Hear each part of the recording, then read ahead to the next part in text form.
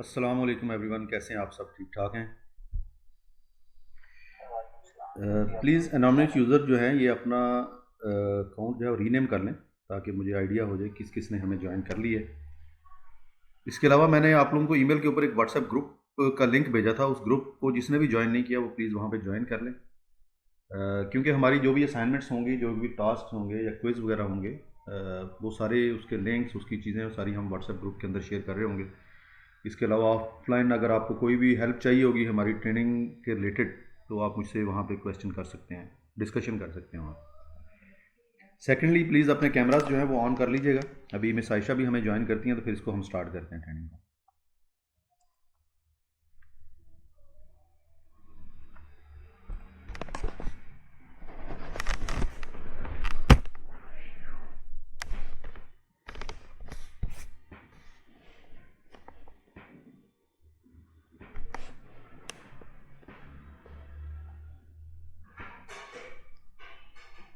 अरे इरफान नज़ीर साहब, आप इस ट्रेनिंग में भी हैं? आप जी मेरी सर। तकरीबन हर ट्रेनिंग के अंदर आना शुरू हो गए हैं। सर आपके सारे मॉड्यूल अटेंड कर लिए थे, ये लास्ट रह गया था अभी बेसिक का, मैं कहा चलो ये भी चलें, अटेंड कर आपको लेते इससे भी अच्छे अच्छे मॉड्यूल्स देंगे अभी। इस लॉकडाउन है ना, इस मामले में मुझे बड़ा फ़ायदा दिया है कि मुझे लर्निंग के लिए बहुत कुछ मिला है। इवन के एक ऐसी लैंग्वेज जिससे मैं भागता फिर रहा था, पाइथन, मैंने वो भी सीख ली है। आर के ऊपर आजकल जो है वो लर्निंग कर रहा हूँ। तो वर्क फ्रॉम होम से आप काफ़ी सारे फ़ायदे ले सकते हैं हैं। अपनी नॉर्मल रूटीन के साथ साथ। अभी कुछ लोग ज्वाइन कर लें, इसके अलावा मिस आयशा आ जाती हैं तो फिर इसको शुरू करते हैं।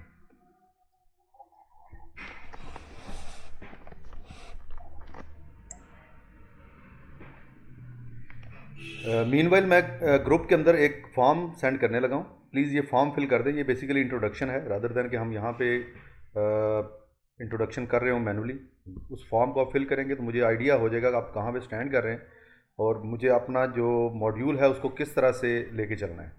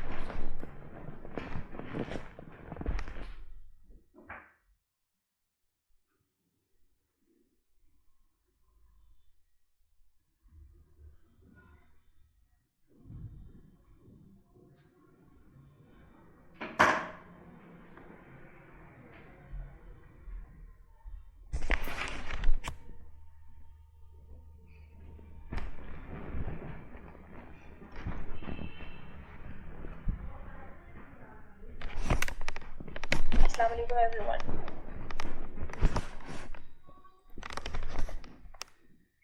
सबसे रिक्वेस्ट वालेकुम सलाम मिस करूंगी, आयशा। मैं आप सबसे रिक्वेस्ट करूंगी प्लीज अपने कैमरास ऑन कर लीजिएगा। रऊफ, अली, फजल, फरहान, मियां सजाद, हमजा।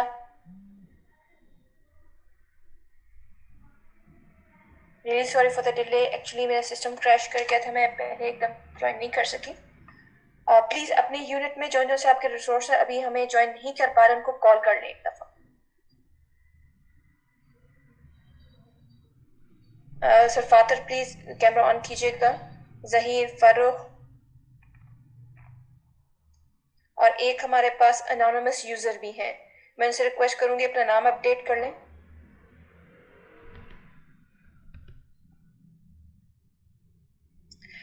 सर आबिद आप प्लीज़ इनिशिएट कीजिएगा, रिमेनिंग रिसोर्सेज को भी मैं पिंक करती हूँ, मैं ज्वाइन करती हूँ। जी। सो आप लोगों के पास फॉर्म का लिंक तो आ गया होगा, इसको आप फिल कर लें। तब तक मैं कुछ थोड़ा सा अपने बारे में बता देता हूँ। ये मेरा तकरीबन छठा साल है ट्रेनिंग्स का। स्टार्ट किया था मैंने बेसिक और एडवांस लेवल एक्सेल से, then move towards dashboard development and then power tools. फिर हमने पावर बीआई पढ़ाना शुरू किया, सिखाना शुरू किया, और अब हम वीबीए की तरफ जा रहे हैं क्योंकि मोस्ट ऑफ द एम्प्लॉयज़ जो है वो ट्रेंड हो चुके हैं डैशबोर्ड डेवलपमेंट के ऊपर, पावर टूल्स के ऊपर, पावर बीआई के ऊपर। तो विजुअल बेसिक फॉर एप्लीकेशन जो है ये भी एक इम्पॉर्टेंट चीज़ है आपकी टास्क ऑटोमेशन के लिए। इसके ऊपर हम डिस्कशन भी करते रहेंगे, इसका सिंटैक्स भी देखेंगे जब तक मेरे पास फॉर्म के रिजल्ट आ जाते हैं। Then I will show you what will the course of action in coming days. हम कोशिश करेंगे एक प्रोजेक्ट्स बेस काम करें सिंटैक्स सीखने के बाद, ताकि बेसिकली वीबीए के ऊपर ना तीन तरह से हम काम करते हैं, तीन चीज़ों के ऊपर काम कर रहे होते हैं। हम टास्क ऑटोमेशन कर रहे होते हैं। जैसे मैं एक एग्जांपल दूं आपको, अगर आपके पास लैटीट्यूड लॉन्गिट्यूड है दो डिफरेंट फाइल्स के अंदर, और आप उनको उनकी बेस के ऊपर नियरेस्ट लैंडमार्क जो है वो मार्क करना चाह रहे हैं, तो ये चीज़ें जो है टास्क ऑटोमेशन में आ जाती हैं।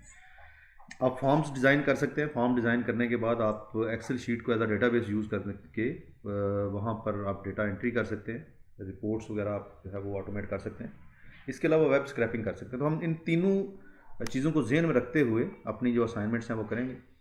आपको जब तक हम सिंटैक्स कर रहे हैं तब तक आपको क्विज़ मिलते रहेंगे, और ये किसी भी टाइम में आपको क्विज़ का लिंक सेंड कर दूंगा। इसलिए कोशिश कीजिएगा कि आप अवेलेबल रहें अपने सिस्टम के सामने। Even if you have turn off your camera तो भी आप अवेलेबल हों, ताकि क्विज़ जो है उसका 5 to 10 मिनट्स टाइम होगा और थोड़े से क्वेश्चंस होंगे particularly related to that topic. और जो असाइनमेंट्स होंगी ये डे एंड पे होंगी, और जो वीक हमारे पास 2 सैटरडे और संडे का दिन है, यानी कि फ्राइडे को जो हमारी क्लास होगी उसमें मैं कोशिश करूँगा कि आप लोगों को कोई एक प्रोजेक्ट दे दूँ जिसके ऊपर आप लोगों ने काम करना है। वो आपकी अपनी मर्ज़ी होगी, लेकिन प्रोजेक्ट जो है वो उसकी गाइडलाइंस मैं आपके साथ शेयर कर दूँगा।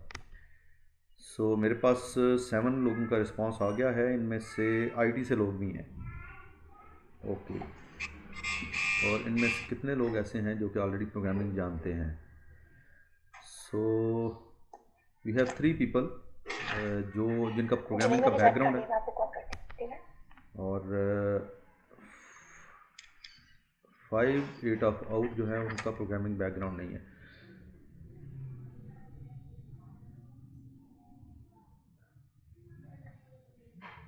अस्सलाम वालेकुम। जी वालेकुम अस्सलाम। सर आप ज़रा लिंक दोबारा शेयर कर सकते हैं? मैंने अभी ज्वाइन किया ग्रुप, तो मुझे श्योर, मैं दोबारा करता हूँ।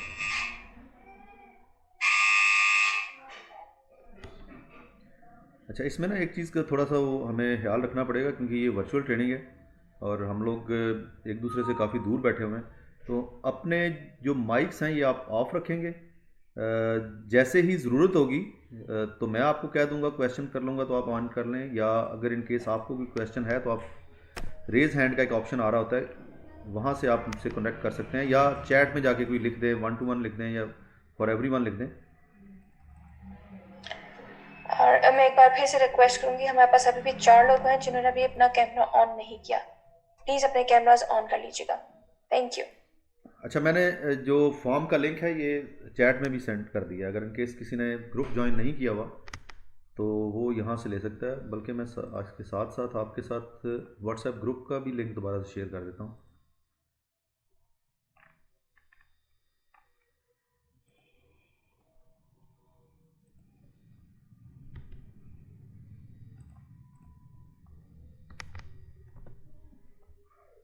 सो अगर आपने व्हाट्सएप ग्रुप नहीं ज्वाइन किया तो वो ज्वाइन कर लें, क्योंकि हमारी मैक्सिमम जो कम्युनिकेशन है वो उसी पे होगी, असाइनमेंट्स के रिलेटेड, क्विज़ के रिलेटेड, हमारे जो स्कोर्स होंगे वो हम वहाँ पे डिस्कस कर रहे होंगे। और मैं जस्ट ये देखना चाह रहा हूँ कि मुझे सिंटैक्स पढ़ाने की ज़रूरत है या नहीं है, तो उसके लिए मुझे आप लोगों के फीडबैक की ज़रूरत है। जैसे ही आपका फीडबैक कंप्लीट हो जाता है तो हम इसको आगे कंटिन्यू करते हैं।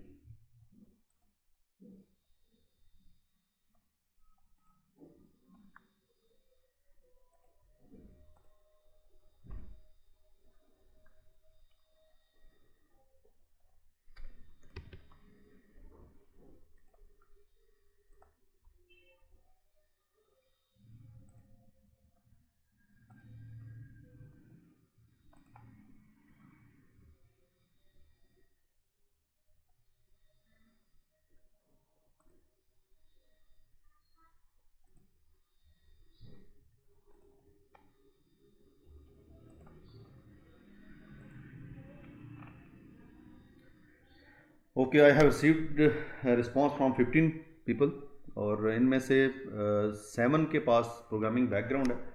सो जिनके पास प्रोग्रामिंग बैकग्राउंड है, इनिशियल जो हमारी क्लासेस होंगी इसमें थोड़ा सा आपको पैशन रखना होगा, क्योंकि स्टार्ट में हम सिंटैक्स को डिस्कस करेंगे, ऑब्जेक्ट ओरिएंटेड प्रोग्रामिंग को डिस्कस करेंगे, और वो चीज़ें जो आपने सी में या पाइथन में ऑलरेडी स्टडी की हुई हैं हम उनको लेके चल रहे होंगे। क्योंकि हमारे पास 53% ऐसे पार्टिसिपेंट्स हैं जिनके पास प्रोग्रामिंग बैकग्राउंड नहीं है, तो उनके लिए ये भी जानना ज़रूरी है।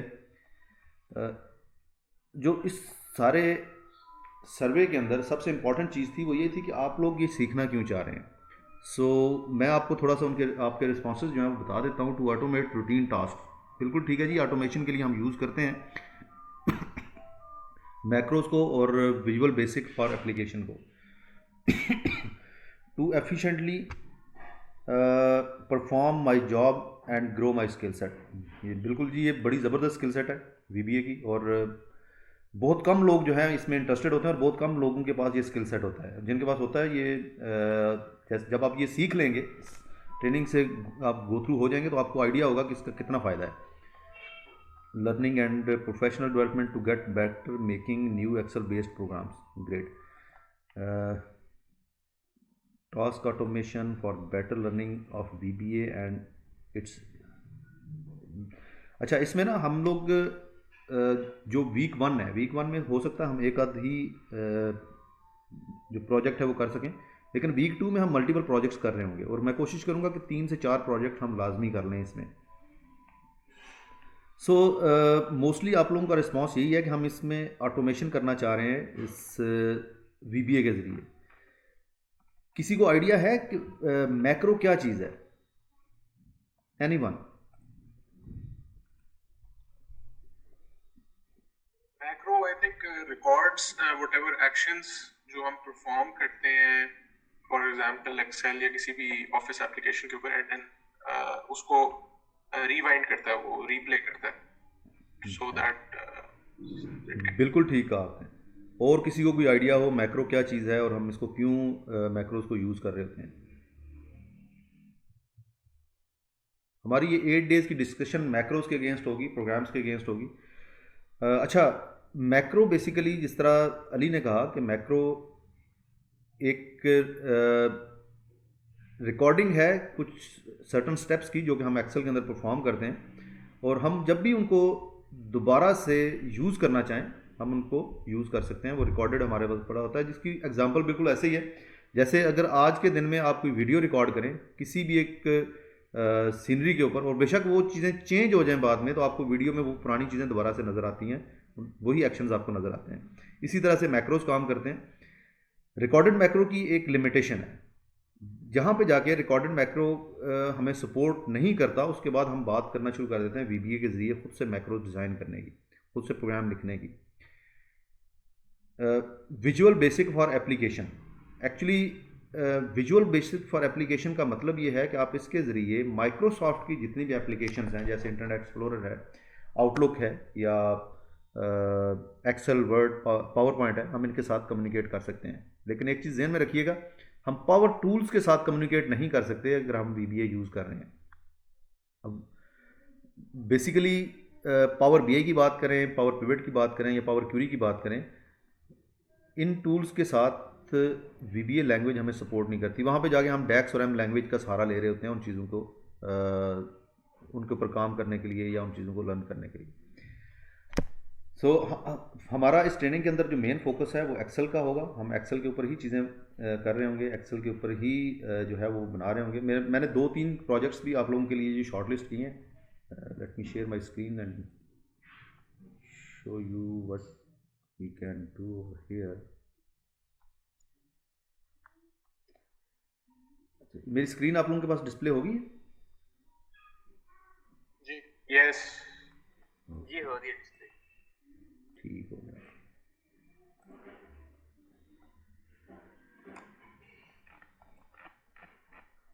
इसमें कुछ मज़ीद भी मैं एडिशन करूंगा, लेकिन अभी फ़िलहाल एक वेब स्क्रैपिंग का प्रोजेक्ट करेंगे कि वेबसाइट से अगर हमने डेटा डाउनलोड करना है कुछ टेबल्स की सूरत में, या कुछ डेटा है जो कि क्लास या आईडी की बेस के ऊपर वहाँ पे हम लेना चाह रहे हैं, डिव्स की सूरत में लिखा हुआ है, तो वो हम फर्दर डिस्कस करेंगे जब हम वेब स्क्रैपिंग के ऊपर जाते हैं तो हमने किस तरह से कोडिंग उसकी कैसे करनी है। फिर हम बात करेंगे एक रजिस्ट्रेशन फॉर्म कैसे डिज़ाइन करते हैं। जैसे मैं एग्जांपल के तौर पे आपको अगर बताऊं तो ये एक रजिस्ट्रेशन फॉर्म है। यहाँ पे आपने डाटा एंट्री करनी है, इसको सेव कैसे करना है, क्लियर कैसे करना है, क्लोज कैसे करना है, और ये आपको अगर कुछ डेटा फॉर्म के ऊपर डिस्प्ले करवाना है तो वो किस तरह से करवाएंगे। इसी तरह से हमारे पास एक और प्रोजेक्ट होगा, ये भी एक बड़ा ज़बरदस्त VBA का प्रोजेक्ट है जिसके अंदर अकाउंट्स एडिशन है। ये बेसिकली फाइनेंस का एक प्रोजेक्ट था, फाइनेंस के रिलेटेड आप कह सकते हैं इसको, जिसके अंदर फाइनेंशियल ट्रांजैक्शंस हो रही हैं। और इसमें VBA का काम ये है कि जब मैं न्यू प्रॉपर्टी ऐड करता हूँ तो ये जो 2 आपको शीट्स नज़र आ रही हैं जिनके कलर ब्लू हैं, इनके हर एक टेबल की लास्ट एक नई रो ऐड करता है उस अकाउंट के रिलेटेड, जो भी अकाउंट नेम मैं देता हूँ। फिर लास्ट पे एक नई शीट उसी अकाउंट के नाम से क्रिएट करता है। Let's say an example Abid मकसूद, ये एक नया अकाउंट है, इसको मैं ओके करता हूँ तो ये थोड़ी सी वर्किंग करेगा। जहाँ जहाँ पे मैंने इसको बताया हुआ है कि आपने रो ऐड करनी है, सिंगल या 3 रोज ऐड करनी है, ये रोज ऐड करेगा। ये वो सारे के सारे फार्मूलाज लिखेगा जो वहाँ पे ऑलरेडी लिखे हुए हैं, और ये ग्राफ्स वगैरह भी मेरे लिए बनाएगा। ये देखें यहाँ पे आबिद मकसूद के नाम की एक शीट भी बन गई है, और इस शीट के अगर राइट साइड पे देखें तो कुछ ग्राफ्स भी आपको नज़र आ रहे होंगे। तो ये सारी चीज़ें जो हैं ये हमने VBA कोडिंग के ज़रिए की है। अच्छा जी, उसके बाद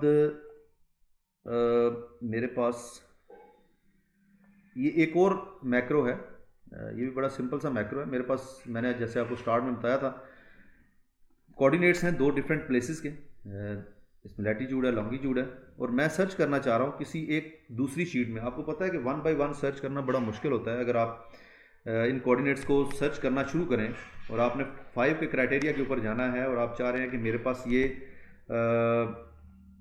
जितनी लंबी लिस्ट है इन सब के अगेंस्ट इनकी नियरेस्ट साइट, उसका डिस्टेंस, उसका 2-3 पैरामीटर्स हैं वो आ जाएं, तो VBA के ज़रिए हम इसको ईजिली कैसे कर सकते हैं वो हम इंशाल्लाह डिस्कस करेंगे इस ट्रेनिंग में। अच्छा जी, पहले हम बात कर लेते हैं मैक्रोज की। आप लोगों के पास, सबके पास डेवलपर टैब जो है ये डिस्प्ले हो रहा है। अगर किसी के पास नहीं है तो वो ज़रा इसका तरीकाकार देख लीजिएगा। होम टैब पे जाएंगे और ये राइट साइड पे देखें, यहाँ पर एम्प्टी स्पेस आ रही है, इस पर राइट क्लिक करें और कस्टमाइज रिबन पे आ जाएं। जब आप कस्टमाइज रिबन पे आते हैं तो आपके पास डेवलपर के नाम से एक टैब आ रहा होगा जो कि अनचेक्ड है। इसे चेक करके ओके कर लें तो डेवलपर टैब आपके पास आ जाएगा। अब अगर आप डेवलपर टैब के ऊपर जाते हैं तो आपके पास एक ऑप्शन आ रहा है कोड का और एक ऑप्शन आ रहा है कंट्रोल्स का। हम इन दोनों के ऊपर काम कर रहे होंगे, कोड के ऊपर भी और कंट्रोल्स के ऊपर भी। अब कोड में क्या चीज़ है, कोड में विजुअल बेसिक है। ये बेसिकली आपको IDE या जिसको एडिटर कहते हैं, विजुअल बेसिक एडिटर, वहाँ पे ले जाएगा जिसके अंदर आपने कोडिंग करनी है। और उससे नेक्स्ट है मैक्रो। जितने भी मैक्रोज आपने ऑलरेडी डिफाइन किए हुए हैं वो यहाँ पे उनकी लिस्ट आ रही है, आप उनको एडिट कर सकते हैं, उनको रन कर सकते हैं। इसी तरह से रिकॉर्ड मैक्रो का एक बटन है, जब रिकॉर्डिंग आपने स्टार्ट करनी है या स्टॉप करनी है हम इस बटन को यूज़ करते हैं। रिलेटिव रेफरेंसेस हैं, मैक्रो सिक्योरिटी है, ये बेसिकली सेटिंग्स हैं, हम इनको बाय डिफ़ॉल्ट पे लेके चल रहे होंगे। एड-इन्स को छोड़ दें, ये हम एडवांस टूल्स के लिए यूज़ करते हैं। इंसर्ट में आए तो यहाँ पर हमारे पास 2 तरह के कंट्रोल्स हैं। एक हमारे पास फॉर्म कंट्रोल्स हैं जिनको अगर आप में से किसी ने मेरी डैशबोर्ड डेवलपमेंट की ट्रेनिंग अटेंड की हो उसमें हम यूज़ करते थे। और दूसरे एक्टिव एक्स कंट्रोल है। और मैं हमेशा ये कहता था कि आप ये उस वक्त सीखेंगे जब आप वीबीए की ट्रेनिंग लेंगे। तो आज वीबीए की ट्रेनिंग में हम इसको भी डिस्कस करेंगे कि इन टूल्स को हमने कैसे कंट्रोल करना है वीबीए के ज़रिए। पहले मैं आपको ये थोड़ा सा बता देता हूँ कि वीबीए को रिकॉर्ड कैसे करना है और वीबीए की कोडिंग कैसे होकर आ रही होती है।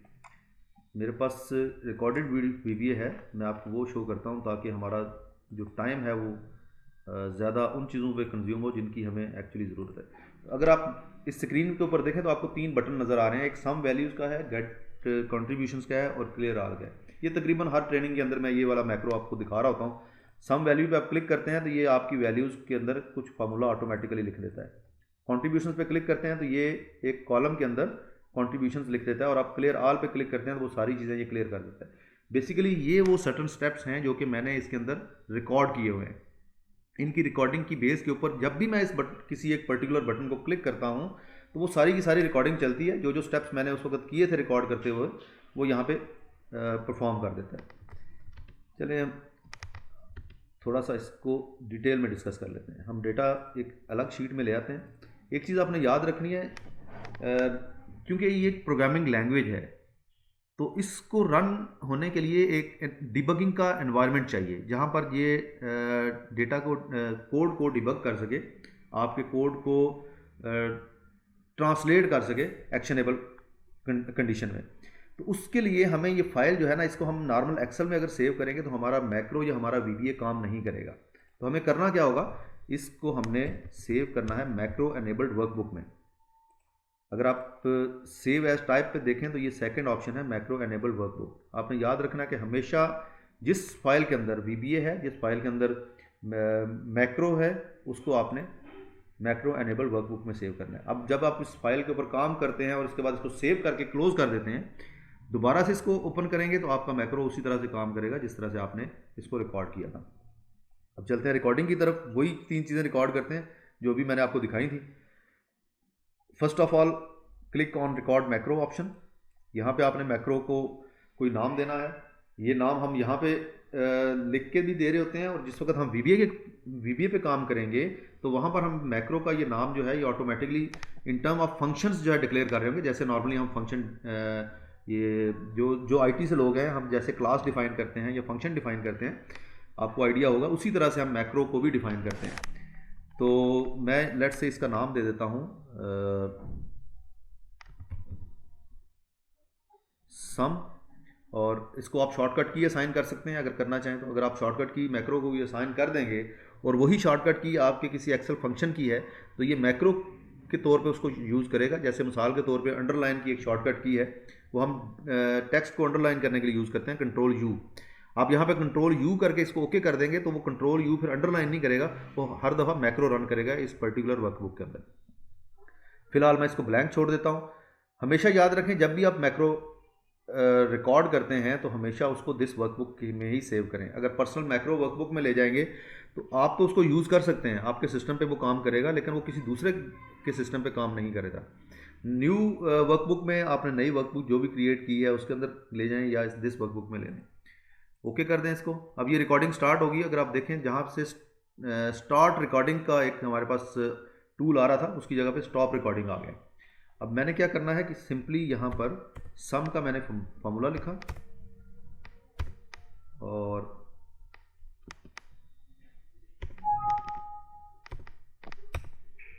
इस तरह से, और अगर मैं चाहूँ तो मैं इन तमाम वैल्यूज़ को कॉपी करके पेस्ट एज वैल्यूज़ भी कर सकता हूँ। और उसके बाद मैं इसको स्टॉप कर देता हूँ। मेरा एक मैक्रो रिकॉर्ड हो गया। नेक्स्ट मैक्रो था कॉन्ट्रीब्यूशंस का, मैं दोबारा से रिकॉर्ड करता हूँ और इसका नाम रख देता हूँ कॉन्ट्रीब्यूशंस। ओके करें। अब ये कॉन्ट्रीब्यूशंस बेसिकली मैंने कुछ इस तरह से ली थी।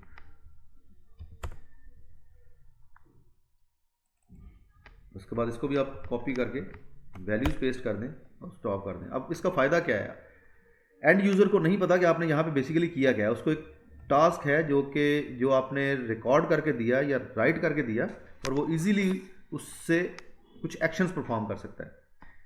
और तीसरा मैक्रो मैंने आपको जो दिखाया था वो था क्लियर का। तो हम एक और मैक्रो लिखते हैं क्लियर का। ओके, और मैं ये जो चीज़ें हैं इनको डिलीट कर दूंगा। इसको स्टॉप। अब ये थे 3 मैक्रोज जो कि जिनकी वर्किंग अभी आपने देखी है। अच्छा, अब इसको ज़रा चेक कर लें कि हमारे मैक्रोज ने ठीक काम कर रहे हैं या नहीं कर रहे। मैंने स्टॉप कर दिया ये। अच्छा, इसके 2 तरीकाकार हैं मैक्रो को किसी बटन के साथ असाइन करने के। एक तो डेवलपर टैब में जाएं और यहाँ से जाके आप बटन ड्रॉ कर लें। आपके पास मैक्रोज की लिस्ट आ गई है, कोई भी मैक्रो इसको असाइन कर दें। जैसे पहला मेरा सम का मैक्रो था तो मैंने असाइन कर दिया। इसके ऊपर जो टेक्स्ट है इसको आप एडिट कर सकते हैं,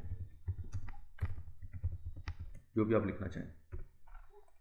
दूसरा तरीकाकार ये होता है कि अगर आपने इसको कलरफुल बनाना है तो आप शेप्स भी यूज़ कर सकते हैं। जैसे मैंने ये एक शेप ली, इस शेप को मैं थोड़ा सा 3D व्यू दे देता हूँ और उसके बाद असाइन मैक्रो पे क्लिक करके कंट्रीब्यूशन का मैक्रो ले आता हूँ। शेप के ऊपर भी टेक्स्ट उसी तरह से आप लिखेंगे जैसे अभी आपने देखा था, कंट्रीब्यूशंस।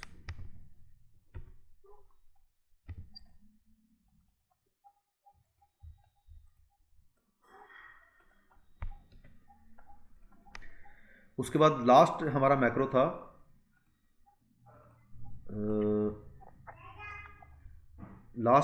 हमारा क्लियर का। तो हम ये यहाँ पे ये वाला मैक्रो यूज़ कर लेते हैं। इसका टेक्स्ट भी ऐड कर लें और अच्छा, सबसे पहले लेट से मैं सम करता हूँ तो ये देखें इसने सारी की सारी वैल्यू सम की और ये फार्मूलाज को इसने एज अ वैल्यू पेस्ट कर दिया। फिर कॉन्ट्रीब्यूशंस ली और ये क्लियर। कॉन्ट्रीब्यूशंस के एरर में हमारे पास कुछ इशू था, आप देखते हैं वो क्या था। अच्छा, इसके बाद बात आती है कि हमने VBA के अंदर जाके मैक्रोज को कैसे लिखना है और हमारा सिंटैक्स क्या होगा मैक्रोज के लिए। एक शॉर्टकट की है Alt F11। आप Alt F11 प्रेस करते हैं या आप विजुअल बेसिक ओपन कर लेते हैं डेवलपर टैब से, एक ही काम करेंगे। ये आपको विजुअल बेसिक एडिटर के अंदर ले जाएंगे। एक चीज़ आपने याद रखनी है, माइक्रोसॉफ्ट एक्सेल की एक हायरार्की है। अब ये हायरार्की क्या है कि सबसे पहले एप्लीकेशन आती है, उसके बाद वर्कशीट है और उसके बाद सेल है। और ये हमेशा से ऐसे ही है, एप्लीकेशन, वर्कशीट और सेल। तो जब भी आपने कम्युनिकेट करना है किसी सेल के साथ, किसी डेटा के साथ जो कि आपकी एक्सेल के अंदर अवेलेबल है, तो आपने इस हायरार्की को जो है वो फॉलो करना है। आपने VBA को बताना है कि किस वर्कशीट के अंदर जाना है, किस सेल के अंदर जाना है और वहाँ से आपने डेटा लेना है। अगर आप मल्टीपल शीट्स ऊपर, अब यहाँ पे देखें ना, तो ये सिंपल आपकी VBA प्रोजेक्ट है। इस प्रोजेक्ट के अंदर क्या चीज़ आ रही है जी, ये बेसिकली एप्लीकेशन है और एप्लीकेशन के अंदर शीट 1 आ रही है। This workbook is application, sheet 1 उसके अंदर शीट है। अगर मैं इस शीट 1 को रीनेम करता हूँ, लेट्स से ये मैंने रीनेम कर दिया, तो यहाँ पे देखें शीट 1 के अंदर मैक्रो लिखा हुआ आ गया। ठीक है, इसके अलावा मॉड्यूल्स हैं। मॉड्यूल्स को हम आगे चल के डिटेल में डिस्कस करेंगे। करंटली जो भी आपने अभी मैक्रोज लिखे थे वो मॉड्यूल के अंदर रिकॉर्ड हो चुके हैं। ये इस तरह से कुछ कोडिंग जो है ऑटोमेटिकली इसने कर दी। ये देखें, सम के नाम से उसने एक मैक्रो लिखा, उस मैक्रो। अच्छा, यहाँ पर कमेंट्स देने के लिए आपने सिंगल कोटेशन मार्क यूज़ करना है। अगर सिंगल कोटेशन मार्क के बाद कुछ भी लिखेंगे तो कंपाइलर उसको रीड नहीं करेगा, कंपाइलर उसको स्किप कर देगा। उसके बाद ये देखें, ये रेंज है। अब मैं आपको ये आगे चल के बताता हूँ कि किस तरह से हमने सेल को कैसे कैसे किस तरह से रीड कर सकते हैं और डेटा एंट्री कैसे कर सकते हैं। लेकिन इसी तरह की कोडिंग आप नॉर्मली कर रहे होते हैं VBA के अंदर जब खुद से कुछ चीज़ें लिख रहे होते हैं। ये सम का मैक्रो आ गया, उसके बाद कॉन्ट्रीब्यूशंस का मैक्रो है, ये कॉन्ट्रीब्यूशंस का मैक्रो आ गया। फिर हमारे पास क्लियर का मैक्रो है, तो इसको हम आगे जाके रीड भी करेंगे कि ये काम कैसे करता है और इसमें क्या क्या चीज़ें जो आ रही होती हैं। अच्छा, इसमें ना हम 3 चीज़ों के ऊपर काम कर रहे होते हैं। प्रोसीजर तो डेफिनेटली हम लिख ही रहे हैं, जिसको हम मैक्रो भी कह रहे हैं। हम यूज़र फॉर्म के ऊपर काम करते हैं, हम मॉड्यूल के ऊपर काम करते हैं और क्लास मॉड्यूल के ऊपर काम करते हैं। क्लास मॉड्यूल ऐसा काम है जो कि आप डिफरेंट मॉड्यूल्स के अंदर यूज़ कर रहे हैं, डिफरेंट फॉर्म्स के साथ कम्युनिकेट करने के लिए यूज़ कर रहे हैं और आपको हर दफ़ा रिपीट करना पड़ता है। प्रोग्रामिंग वाले लोग ये चीज़ बड़ी अच्छी तरह से समझते हैं, क्लासेस को और फंक्शंस को। ये बेसिकली आपका जो काम है, आप जो टास्क है, उसको रीयूजेबल बनाने के लिए हम क्लास का फंक्शन यूज़ करते हैं। तो क्लासेस को कैसे हमने यूज़ करना है, मैं कोशिश करूँगा इसको कवर करूँ। लेकिन जिस तरह से हमारी ऑडियंस है, हमारे पास IT के लोग या प्रोग्रामिंग बैकग्राउंड के लोग कम है, तो आप लोगों को आईटी वालों को आइडिया है, क्लासेस जो है ये इटसेल्फ जो है बहुत बड़ा एक सब्जेक्ट है, but I will try to cover it. फिर फंक्शंस के ऊपर हम बात करेंगे। सबसे पहले थोड़ा सा इसका इंट्रोडक्शन दे दूँ मैं। आप ये साफ टॉप पे देखें, ये विजुअल बेसिक फॉर एप्लीकेशन है, मॉड्यूल 1 कोड है। मॉड्यूल 1 बेसिकली ये है, ये हमने यहाँ पे डिज़ाइन किया और इसका सारा कोड आ गया। इसको मैं फ़िलहाल क्लोज कर देता हूँ, तो हमारे पास ये कोड जो है ये ख़त्म हो गया है। अच्छा, उसके बाद अगर आप देखें तो हमारे पास फाइल का एक ऑप्शन है, यहाँ पर आप मैक्रोज वगैरह को सेव कर रहे हैं और इंपोर्ट एक्सपोर्ट कर सकते हैं। नॉर्मली हम इन टूल्स को कम ही यूज़ कर रहे होंगे, कोड हम लिख रहे होंगे, और कोड लिखने के लिए हम ज़्यादातर यूज़ करेंगे मॉड्यूल का या फॉर्म्स का। इन दोनों के अंदर हम देखेंगे कोड कैसे हमने लिखना है। अलाइनमेंट वगैरह की हमें यहाँ पे ऐसा ज़रूरत नहीं पड़ती। रन करना है। अच्छा, इस प्रोग्राम को रन करने के दो तरीकाकार होते हैं, एक स्टेप बाय स्टेप है जिसको हम स्टेप इनटू भी कहते हैं, और एक कम्प्लीटली पूरे का पूरा प्रोग्राम आप वन गो में कंपाइल कर लें। ये दोनों ऑप्शन जो हैं ये VBA के अंदर अवेलेबल है। फिर हमारे पास टूल्स आ जाते हैं, प्रेफरेंसेस आ जाती हैं। प्रेफरेंसेस के अंदर मैं आपको बताऊंगा कौन कौन सी लाइब्रेरीज हैं जो इंपॉर्टेंट हैं किस काम के लिए, और हम उनको किस वक्त यूज़ कर रहे होते हैं। इसकी अगर आप यहाँ पे देखें तो बहुत सारी बिल्ट इन लाइब्रेरीज हैं, जिनमें से 4 या 5 लाइब्रेरीज इस वक्त चेक हैं, बाकी सारी की सारी अनचेक हैं। अब उनकी ज़रूरत कब पड़ती है वो मैं आपको आगे चल के बताऊँगा। एड-इन्स हैं, हमारा इसके साथ फ़िलहाल कोई काम नहीं है। और यहाँ पर अगर आप देखें तो हमारे पास कुछ टूल्स आ रहे हैं।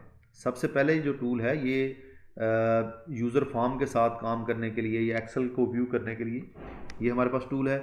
उसके बाद ये बेसिकली हमारा कंपाइलर टूल है, जिसके ज़रिए हम कंपाइल करते हैं, रन मैक्रो करते हैं, उसको ब्रेक करते हैं या उसको रीसेट करते हैं। फिर अगर हम फॉर्म यूज़ कर रहे हैं तो हम उसको डिज़ाइन मोड में रखना चाह रहे हैं या एग्जीक्यूशन मोड में लेके जाना चाह रहे हैं, तो हम यहाँ से वो कर लेते हैं। ये है हमारे पास डिबग मेन्यू, यहाँ से हम डिबगिंग कर रहे होते हैं। स्टेप इनटू जो है इसकी शॉर्टकट की F8 है। F8 के साथ हम स्टेप बाय स्टेप इसको जो है वो कंपाइल करके देख सकते हैं, या हम इसको वन गो में भी कंपाइल कर सकते हैं। अगर मैं बात करूं किसी एक मॉड्यूल की या किसी एक बटन की, लेट्स से हम एक मॉड्यूल इंसर्ट कर लेते हैं इसमें। ये हमारे पास मॉड्यूल आ गया, एक सिंपल पेज है जिसके ऊपर कुछ भी नहीं लिखा हुआ। जब भी आपने VBA की प्रोग्रामिंग शुरू करनी है तो आपने मैक्रो को डिफाइन करना है। हम इसके लिए मैक्रो का वर्ड यूज़ करेंगे। उसकी रीज़न ये है कि ये ज़्यादातर जो एक्सेल को जानते हैं वो लोग मैक्रो से ही फैमिलियर हैं। तो यहाँ पर हम मैक्रो डिफाइन करने के लिए हमने यूज़ करना है कीवर्ड सब। याद रखें इसके जितने भी कीवर्ड्स हैं वो कैप से स्टार्ट होते हैं। अगर आप कैप में नहीं लिखेंगे तो एक्सेल ऑटोमेटिकली उनको कन्वर्ट कर देगा कैप्स में, सब। और उसके बाद मैं मैक्रो लिखता हूँ, ये हमारा मैक्रो है। इसके बाद सेम लाइक फंक्शन हम इसकी ओपनिंग एंड क्लोजिंग ब्रैकेट्स डालेंगे और एंटर की प्रेस करने के ऊपर एंड सब खुद आ जाएगा। तो हमारा मैक्रो जो है वो स्टार्ट होता है सब से और एंड सब तक जाता है। अब इसको अगर आप रन करेंगे, क्योंकि इसमें मैंने लिखा कुछ नहीं है, तो ये एग्जीक्यूट हो जाएगा लेकिन आपको कुछ रिजल्ट नहीं दिखाएगा। अच्छा, अब हम बात कर लेते हैं थोड़ा डिटेल में। सबसे जो पहली और इम्पॉर्टेंट चीज़ है ना वो वेरिएबल्स हैं। हम वेरिएबल्स डिक्लेयर करते हैं किसी भी प्रोग्रामिंग टूल के अंदर जब हमने उसमें कुछ डेटा स्टोर करना हो। उसी तरह से हम वेरिएबल्स जो है वो VBA में भी जो है वो डिक्लेयर करते हैं। वेरिएबल डिक्लेयर जो है वो डिक्लेयर करने के लिए हमें डिम का वर्ड यूज़ करना है। वेरिएबल को नाम दें, जो कि नॉर्मली हम अदर प्रोग्रामिंग लैंग्वेजेस में करते रहें। और अगर आपके पास VB का एक्सपीरियंस है तो VB में तो आप बड़ी अच्छी तरह से जानते होंगे कि किस तरह से वेरिएबल डिक्लेयर करते हैं। लेट्स से num1 एक वेरिएबल है और इसके जो डेटा टाइप है, अब डेटा टाइप भी हम आगे चल के डिस्कस करते हैं। वो स्ट्रिंग हो सकती है, वो डेसिमल हो सकता है, वो इंटीजर हो सकता है। तो हम डेटा टाइप्स को साथ साथ जो है वो डिस्कस करते रहेंगे। फॉर द टाइम बीइंग मैं डिम num1 को एज अ इंटीजर रीड करता हूँ। ये मैंने एक डेटा टाइप डिक्लेयर कर दिया है जो कि बिल्कुल खाली है, इसके अंदर कुछ भी सेव नहीं है। ये समझ लें कि ये मेरा एक सेल है लेकिन इसके अंदर मैंने कुछ भी नहीं लिखा। जब मैं इसको कोई वैल्यू असाइन करता हूँ असाइनमेंट ऑपरेटर के साथ, असाइनमेंट ऑपरेटर इज अच्छा, IT से कोई बताएगा असाइनमेंट ऑपरेटर क्या है? जी, अल्लाह का शुक्र। फतर साहब प्लीज़ अपना माइक जो है वो म्यूट कर दीजिएगा। सही है कि असाइनमेंट ऑपरेटर में हम वैल्यू असाइन कर रहे होते हैं किसी वेरिएबल को, जैसे कि इज इक्वल टू साइन लगा के। एग्जैक्टली एक्सेल VBA के अंदर, अच्छा अगर आपने पाइथन पढ़ा हो तो पाइथन के अंदर ये भी असाइनमेंट ऑपरेटर है, पाइथन के अंदर ये भी असाइनमेंट ऑपरेटर है, लेकिन VBA के अंदर हम सिर्फ इज इक्वल टू साइन को एज असाइनमेंट ऑपरेटर यूज़ करेंगे। ये हम इसके ज़रिए हम इसको जो है ना वो थोड़ा सा फार्मूलाज को भूलना पड़ेगा, हम कंपेयर नहीं कर रहे होते, हम असाइंस कर रहे होते हैं उसको कुछ वैल्यूज़। तो जब भी हमने कोई किसी वेरिएबल को वैल्यू असाइन करनी है तो हम असाइनमेंट ऑपरेटर यूज़ करते हैं। लेट्स से मैं यहाँ पे लिखता हूँ num1 इज इक्वल टू 25। अब इसको मैंने एक वैल्यू असाइन कर दी है 25। अगर मैं यहाँ पर कोई टेक्स्ट लिख देता हूँ, लेट्स से मैं यहाँ पे लिखता हूँ आबिद मकसूद, तो ये क्या करेगा, इसको क्या करना चाहिए अजीम? सर ऊपर हमने डिफाइन किया है कि इसको हम इंटीजर वैल्यू देंगे, लेकिन नीचे हम जो है उसको स्ट्रिंग दे रहे हैं, तो ये हमें एरर दे देगा जी। ठीक है, देखें उसने क्या दिया, टाइप मिसमैच। अगर मैं इसको डिबग पे ले जाऊँ ये मुझे एग्जैक्टली उसी रो पे ले जाएगा जहाँ पर मैंने ये गलती की है। तो मैं इसको लिख देता हूँ 25। अब मैं अगर इसको एग्जीक्यूट करूँगा तो ये मेरा num1 के अंदर जो वैल्यू इसने स्टोर कर दिया वो 25 है। चलिए अब थोड़ा सा बात करते हैं कि हमने एक्सेल के साथ कम्युनिकेट कैसे करना है, क्योंकि ये दोनों चीज़ें हमें पैरेलल पे लेके चलनी पड़ेगी, ऑब्जेक्ट्स भी और सिंटैक्स भी। थोड़ा सा ऑब्जेक्ट्स के बारे में बता दूं, ऑब्जेक्ट्स क्या चीज़ होती है। एक्सेल के अंदर एक्सेल इटसेल्फ एक ऑब्जेक्ट है, और एक्सेल के अंदर जो कुछ भी आपको नजर आता है वो सब कुछ ऑब्जेक्ट है। जैसे मिसाल के तौर पे आप एक्सेल के अंदर सेल देख रहे हैं, आप एक्सेल के अंदर वर्कशीट्स देख रहे हैं, वर्कबुक देख रहे हैं, पिक्चर्स देख रहे हैं, इलस्ट्रेशंस देख रहे हैं, ये सारी चीज़ें ऑब्जेक्ट्स हैं, और इन ऑब्जेक्ट्स के साथ हम जो है वो कम्युनिकेट कर रहे होंगे। इसी तरह से बटन्स जो है वो भी ऑब्जेक्ट हैं, फॉर्म इटसेल्फ जो है वो ऑब्जेक्ट है। हम डिफरेंट ऑब्जेक्ट्स के साथ डिफरेंट तरीकों से कम्युनिकेट करेंगे। अभी बात करते हैं हम, लेट्स से मेरा ये एक्टिव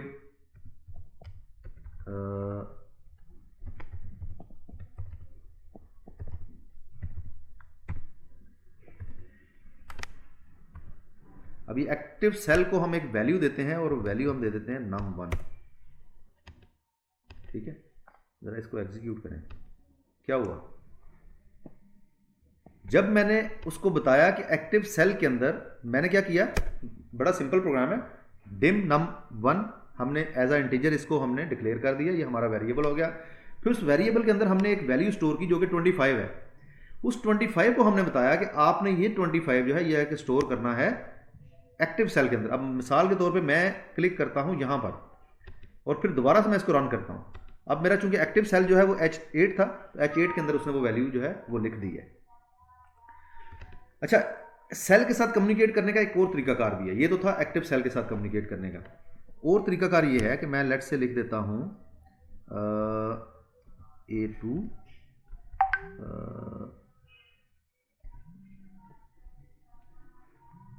2,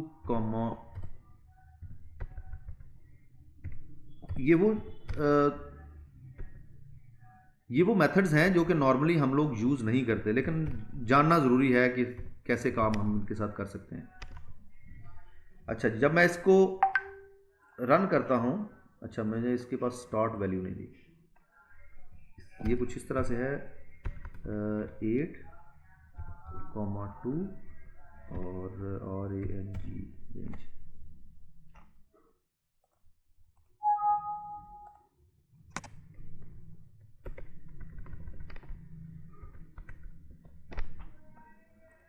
एक्टिव सेल वाले के आगे कॉमा नहीं लगाना पड़ेगा हमें? अच्छा, यहाँ पर ब्रेक लाइन कुछ नहीं है।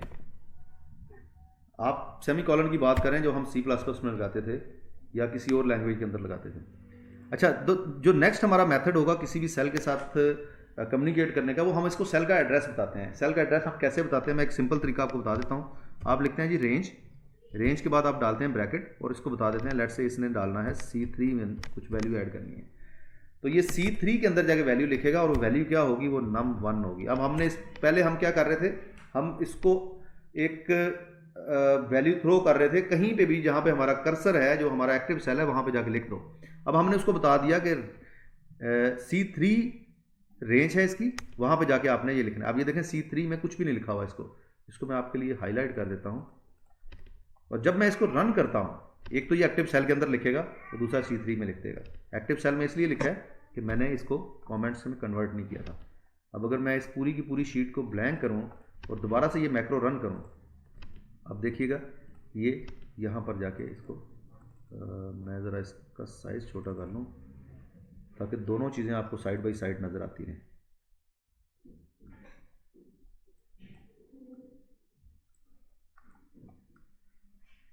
ये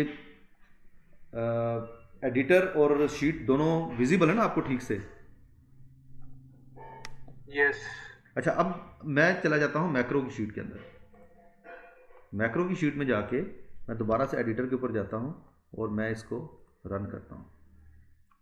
इसने देखें C3 यहाँ पर वैल्यू जो है वो ऐड कर दी है। तो जो भी आपकी एक्टिव शीट होगी, क्योंकि हमने इसको नहीं बताया हुआ कि आपने वैल्यू कहाँ पे पुट करनी है, हमने सिर्फ इसको सेल का नंबर बताया है किस सेल में जाके वैल्यू पुट करेगा, तो वो उस पर्टिकुलर एक्टिव शीट के ऊपर जाके हमारी वैल्यूज पुट कर रहे हैं। अब हम इसको लेट से बता देते हैं कि वर्कशीट कौन सी है। यहाँ पे मैं लिखूंगा वर्कशीट्स। अब एक चीज़ आपने नोट करनी है, रेंज के केस में भी आपने देखा होगा कि R कैपिटल है, वर्कशीट्स के केस में भी W कैपिटल होगा। मैं अगर नहीं इसको कैपिटल लिखूंगा तो ये ऑटोमेटिकली इसको कैपिटल में कन्वर्ट कर देगा। मैक्रो जो है वो मेरी शीट है, उसके बाद मैं इसको रेंज देता हूं जो कि H10 है। ठीक है, ये अब W भी उसने कैपिटल कर दिया जैसे मैंने एंटर की प्रेस की है, और R भी उसने कैपिटल कर दिया। अब इसको मैं वैल्यू असाइन करता हूं num1 की, तो ये कुछ यूं हो जाएगा। अभी रन करें। हमारी एक्टिव शीट 2 है, लेकिन हमने जो वर्कशीट का फंक्शन लिखा है वो हमने मैक्रो शीट के लिए लिखा है। मैं इसको रन करता हूं। अब जाके ज़रा मैक्रो शीट के अंदर आप देखें,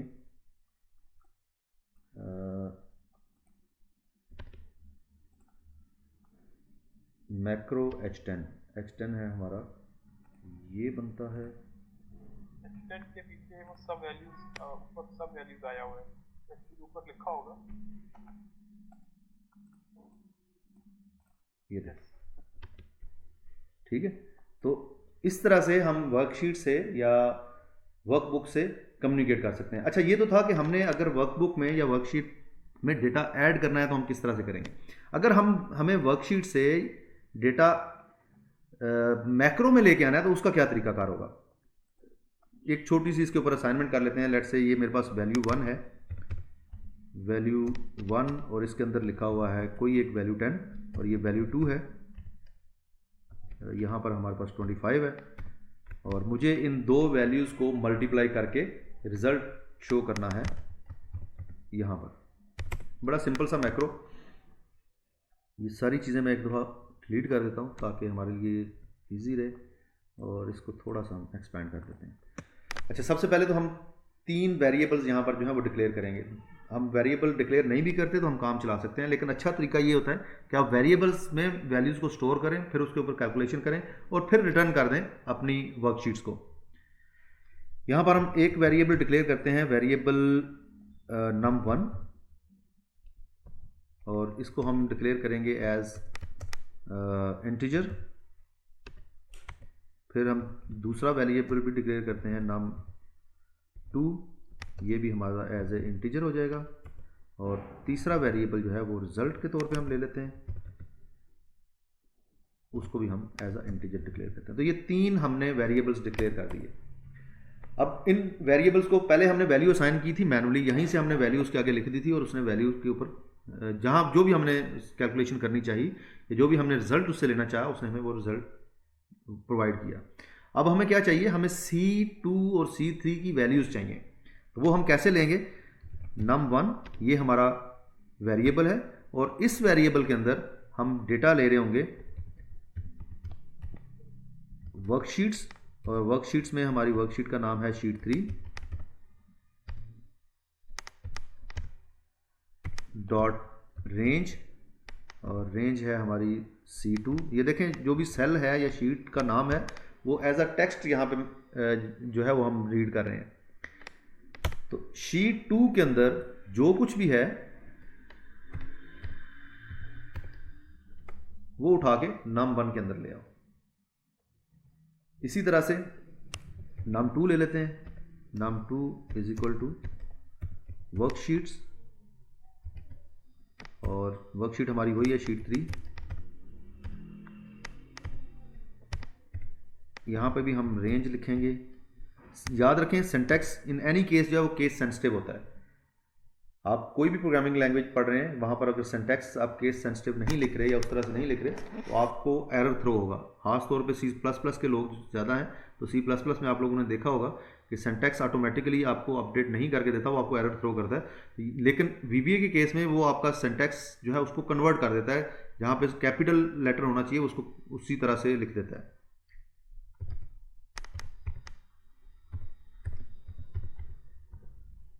और उसके बाद रिज़ल्ट है। रिज़ल्ट में हमने कहा था कि हम num1 और num2 को मल्टीप्लाई करेंगे, तो ये हमारा रिज़ल्ट आ गया। अब रिज़ल्ट को हमने लिखना है C4 में।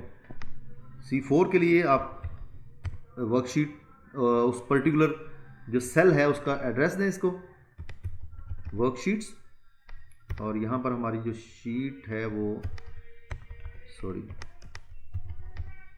शीट 3 है, डॉट रेंज, और रेंज है C4 is equal to result. तो इस तरह से हमारा ये कोड जो है ये एग्जीक्यूट। तो वैल्यू के स्पेलिंग आपने गलत लिखे हैं कहाँ पे? के एंड में। ये वाले, हाँ देखें इसने इसको कैप्स में कन्वर्ट भी नहीं किया और यहीं पे इसने हमें एरर देना था। अब ये देखें 10 था 25 था, उसको मल्टीप्लाई करके 250 लिख दिया। इस तरीके से अगर हमें एक्सेल के अंदर कुछ फार्मूलाज बनाने पड़े तो VBA के ज़रिए हम खुद से भी एक्सेल का फार्मूला जो है वो लिख सकते हैं। उसका जो नाम है, जैसे ये सब और आगे आबिद मकसूद लिखा हुआ है, ये बेसिकली इस फार्मूला का नाम हो जाएगा। अब इसको हम असाइन करते हैं किसी एक शेप को। लेट्स से ये हमारी शेप है, इस पर राइट क्लिक करें, असाइन मैक्रो करें, ये हमारा मैक्रो आ जाता है।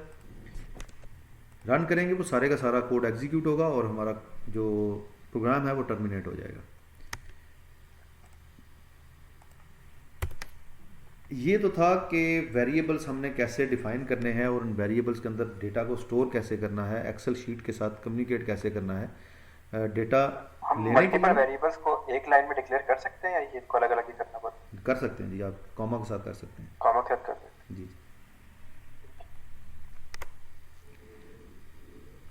अच्छा, उसके बाद अच्छा, इससे आगे चलने से पहले अगर आप लोगों का क्वेश्चन है, कोई चीज़ ऐसी है जो कि समझ नहीं आई है, जो आप चाह रहे हैं कि मैं उसके ऊपर थोड़ा सा मज़ीद डिस्कशन कर लूँ, तो आप अपने इनपुट दे सकते हैं, ताकि कोई भी चीज़ ऐसी ना रहे जो कि हमने डिस्कस ना की हो और हम उसको स्किप कर जाएं या उसको क्योंकि हमारे पास जो ऑडियंस है मिक्स एंड मैच हैं, हमारे पास प्रोग्रामर्स भी हैं और हमारे पास ऐसे लोग भी हैं जिनका प्रोग्रामिंग बैकग्राउंड नहीं है, तो दोनों को साथ लेके चलना है हमने। फातिर सर साहब, VB एक्टिवेट करने का तरीका आप बता रहे थे, वो मुझे थोड़ा स्किप हो गया था, फिर आप दोबारा बता दें ताकि वो इस पे होमवर्क कर सकें। एक्टिवेट करने का, अच्छा सॉरी, यानी कि आप डेवलपर टैब की बात कर रहे हैं, कैसे लेके आना है? जी सर, डेवलपर टैब कैसे लेकर आते हैं? होम पे क्लिक करें, होम, ये आपके पास होम का टैब आ रहा है। राइट साइड पे देखें तो ये एम्प्टी स्पेस आ रही है, इस पर राइट क्लिक करें, कस्टमाइज रिबन पे जाएं। जब आप कस्टमाइज रिबन पे जाते हैं तो आपके पास दो ऑप्शन आ रहे हैं। एक कस्टमाइज रिबन के नीचे ये देखें काफ़ी सारे टूल्स हैं और दूसरी तरफ भी कुछ टूल्स आ रहे हैं। ये जो राइट साइड पे टूल्स हैं इनमें डेवलपर लिखा होगा, यहाँ पे देखें ये चेक है, अगर ये अनचेक होगा तो ये यहाँ से गायब हो जाएगा और अगर ये चेक है तो ये टैब डिस्प्ले हो जाएगा।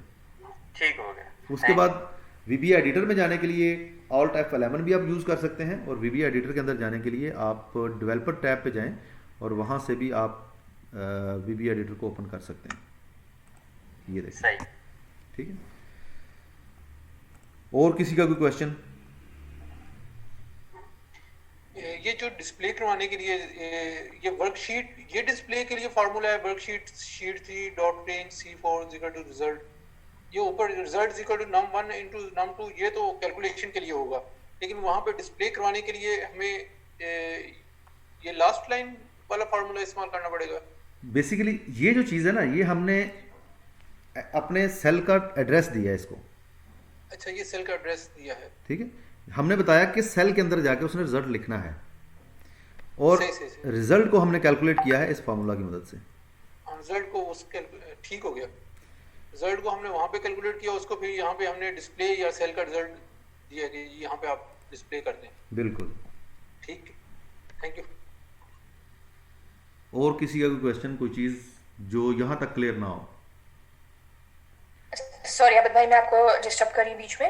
आबिद भाई, मैंने आपको होस्ट बना दिया है, आप प्लीज इस सेशन को रिकॉर्ड भी कर दीजिए ताकि हम रिसोर्सेज को इसकी रिकॉर्डिंग भी शेयर कर सके अगर इन फ्यूचर में रिव्यू करनी है। अच्छा, वैसे मैंने रिकॉर्डिंग इसकी ऑलरेडी ऑन की हुई थी, मेरे पास स्क्रीन रिकॉर्डर एक सॉफ्टवेयर है और मेरी ठीक है। तकरीबन हर ट्रेनिंग जो है उसकी रिकॉर्डिंग मैं लाजमी देता हूँ। प्रैक्टिस के लिए, असाइनमेंट्स के लिए ये बहुत ज़रूरी है। लेकिन ये भी अच्छी चीज़ है, अगर आप मुझे नेक्स्ट टाइम भी इसमें होस्ट बना दिया करें स्टार्ट में, तो इसी के ज़रिए हम वो रिकॉर्डिंग सारी कर लेंगे। बिल्कुल ठीक है। Thanks, thank you.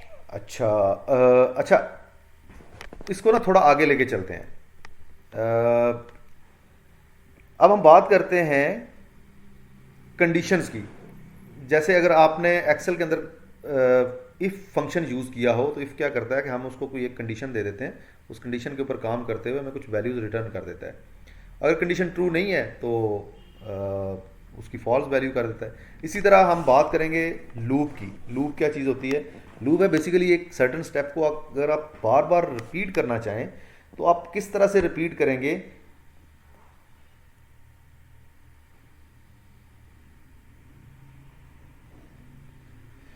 अच्छा, वो कैसे लूप कैसे चलेगा? प्रोग्रामिंग के लोग जानते हैं, फॉर लूप को भी समझते हैं, डू वाइल लूप को भी समझते हैं। तो यहाँ पर भी हम फॉर और डू वाइल दोनों यूज़ करेंगे उन एक पर्टिकुलर स्टेप को रिपीट करने के लिए। हम पहले बात करते हैं लूपिंग की। अब लूपिंग में होता क्या है, ये बेसिकली पहले आप इसका सिंटैक्स देख लें। फॉर आपने सी में भी यूज़ किया होगा। सी में तो आई थिंक ये था कि i for i is equal to 0, i plus something. यहाँ पर जो है ना, ये है फॉर, हम एक वेरिएबल लेते हैं, लेट्स से आई, ये मैंने डिक्लेयर नहीं किया। याद रखें, अगर आप डिक्लेयर नहीं भी करते तो भी वेरिएबल आपका जो है वो एक्शनेबल होता है। लेकिन अच्छी प्रैक्टिस ये है कि आप वेरिएबल को डिक्लेयर करें। आई इज इक्वल टू 1 to 10। सो ये तरीका है यहाँ पर फॉर लूप डिक्लेयर करने का। और यहाँ पर आप लिखते हैं नेक्स्ट आई। सर ये आप कंडीशंस बता रहे हैं या लूप का? ये लूप है, ये लूपिंग है। कंडीशन के ऊपर बाद में बात करते हैं। अब आपने याद रखना है फॉर लूप में क्या चीज़ है। सबसे पहले आपने एक वेरिएबल इनिशिएट किया, उस वेरिएबल को आपने कितनी मरतबा रिपीट करना चाह रहे हैं अपनी लूप को, 1 to 10। इसका मतलब यह है कि ये हर दफ़ा अब एक स्टेप आगे चलता जाएगा और उस एक्टिविटी को परफॉर्म करता जाएगा। लेट्स से मैं यहाँ पे, आपने ऊपर num1 और num2 यूज़ किया था, तो हम num1 को ले लेते हैं, num1 और इनटू आई, ये हमारा एक रिजल्ट होगा।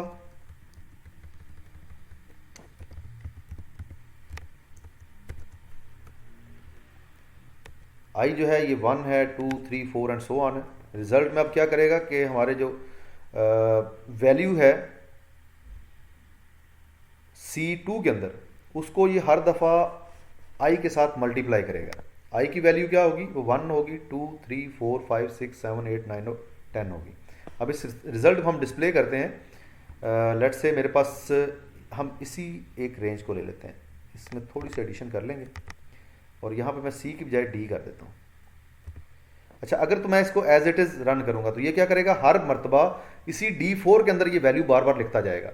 लेकिन मुझे ऐसा नहीं करना। मुझे क्या करना है? मुझे इसको एंड साइन के साथ हर दफ़ा एक नया सेल बताना है कि जब ये स्टार्ट करे तो D1 से स्टार्ट करे, उसके बाद D2, D3, जैसे जैसे आई की वैल्यू इंक्रीमेंट होती जाएगी ये हमारा सेल भी जो है वो चेंज होता जाएगा। इसके अंदर हम शो कर देंगे रिजल्ट। इस लूप को आप रन करें। अब देखें D1 से लेके D10 तक हमारी जो वैल्यूज़ हैं वो क्या हो रहा है जी? ये पहले 10 multiply by 1, 10 multiply by 2, 3, 4, 5, 6, 7, 8, 9 and 10। अच्छा, इसको नोट डाउन कर लें अपने पास। ये हमारी फर्स्ट असाइनमेंट होगी जो कि आपने फॉर लूप के ऊपर एक टेबल ड्रॉ करना है टेबल मैं आप लोगों को यहाँ पे ड्रॉ करके दिखा भी देता हूँ कि किस तरह से वो होगा।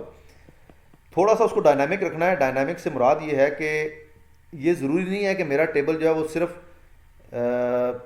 1 मल्टीप्लाई बाई 10 से लेके 10 मल्टीप्लाई बाई 10 तक जाए। अगर मैं चाहूँ कि 25 की वैल्यू तक ये जाए, 10 को 1 से लेके 25 तक मल्टीप्लाई करे, तो ये इस तरह तक भी जाना चाहिए। अब वो कैसे होगा, इस चीज़ को मैं चेंज कर देता हूँ num2 के साथ। अब i1 से लेके i num2 के तक होगा। मैं इसको जब रन करता हूँ तो ये देखें, ये 1 से लेके 25th सेल तक इसने वैल्यूज़ एंटर कर दी हैं। ये बड़ा सिंपल सा है, एक सिंपल सा मैक्रो है। इसको आप लोगों ने अपने पास राइट करना है, राइट करके इसको रन करके एक्सेल शीट के अंदर शो करना है। अभी 10 मिनट की ब्रेक ले लें, नमाज वगैरह पढ़ लें, उसके बाद हम कंटिन्यू करते हैं इफ़ कंडीशनल स्टेटमेंट को, और उसके साथ साथ मैसेज बॉक्स के साथ हम कैसे काम करते हैं, या हमने डेटा इनपुट जो लेनी है वो किस तरह से लेनी है, हम उसको डिस्कस कर लेते हैं। 10 मिनट की ब्रेक है, 4:10 पे।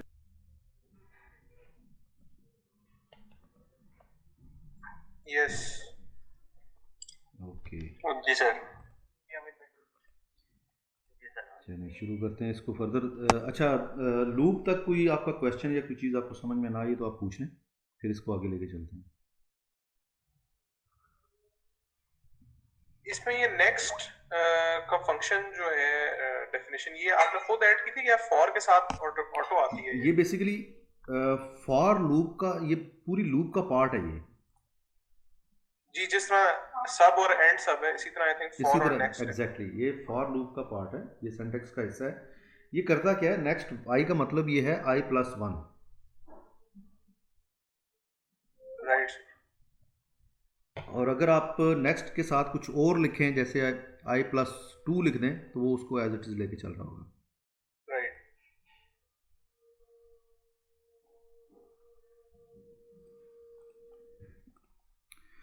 अच्छा जी, जो एक और बड़ी इंपॉर्टेंट चीज़ है कि हमने अभी तो रिज़ल्ट हमने डिस्प्ले किया है अपने एक्सेल शीट के अंदर। अगर मैं इसका साइज़ दोबारा से उसी तरह से कर लूँ, अभी तक हमने रिज़ल्ट जो है वो शो किया है एक्सेल शीट के अंदर। अगर मुझे यही रिज़ल्ट, अभी हम फॉर लूप को फॉर द टाइम बीइंग जो है ये, बल्कि मैं इसको डिलीट कर देता हूँ, यहाँ तक बिल्कुल बेसिक के उसके ऊपर ले आते हैं। मैंने 2 नंबर जो है उनको कंपेयर किया, और कंपेयर करने के बाद रिजल्ट जो है मैसेज बॉक्स में शो करना चाह रहा हूँ। मैसेज बॉक्स के आप लोग फेमिलियर होंगे, ये जब आप कोई भी एक्शन परफॉर्म करते हैं किसी भी एप्लीकेशन के ऊपर, तो आपको बाज़ औक़ात रिज़ल्ट जो है वो एक मैसेज बॉक्स की सूरत में मिलता है, जिसके ऊपर ओके, कैंसिल, समथिंग इस तरह के बटन्स होते हैं। VBA के अंदर भी हम मैसेज बॉक्स के ज़रिए भी कम्युनिकेशन कर सकते हैं। सिंटैक्स इसका बड़ा सिंपल है। आपने लिखना है मैसेज बॉक्स, इसके अंदर मैसेज का M और बॉक्स का जो B है ये कैपिटल होगा। फिर आपने उस मैसेज बॉक्स में बेसिकली लिखना क्या चाह रहे हैं। हम स्टार्ट में लिखते हैं, let's say this is VBA training. हम यहाँ से इसको स्टार्ट करते हैं, और ये देखें M भी कैपिटल है और B भी कैपिटल है। और जब मैं इसको रन करूँगा, दिस इज़ VBA ट्रेनिंग के नाम से मेरे पास एक मैसेज बॉक्स आ गया। अगर मैं इस बटन के ऊपर क्लिक करूं तो भी यही एक्शन होगा, क्योंकि हमारा ये बटन जो है ये लिंक है इस पर्टिकुलर मैक्रो के साथ। अच्छा, अब थोड़ा सा बात कर लेते हैं। हमने एक वेरिएबल डिक्लेयर किया था num1 as integer data type. Integer जो है ये बेसिकली डेटा टाइप है इसकी। अच्छा, अब इस मैसेज बॉक्स के अंदर मैंने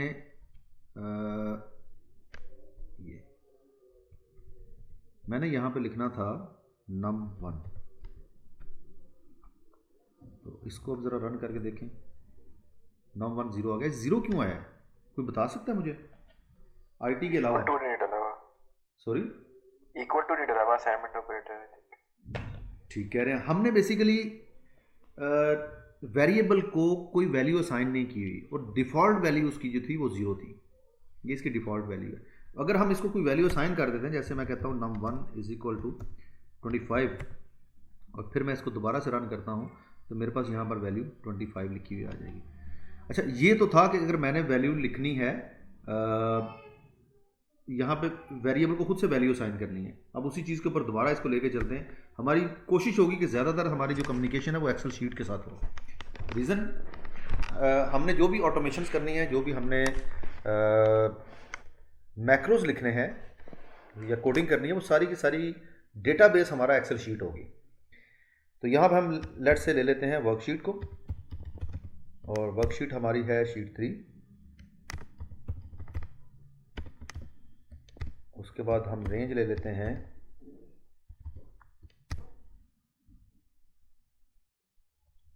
C4 डॉट वैल्यू।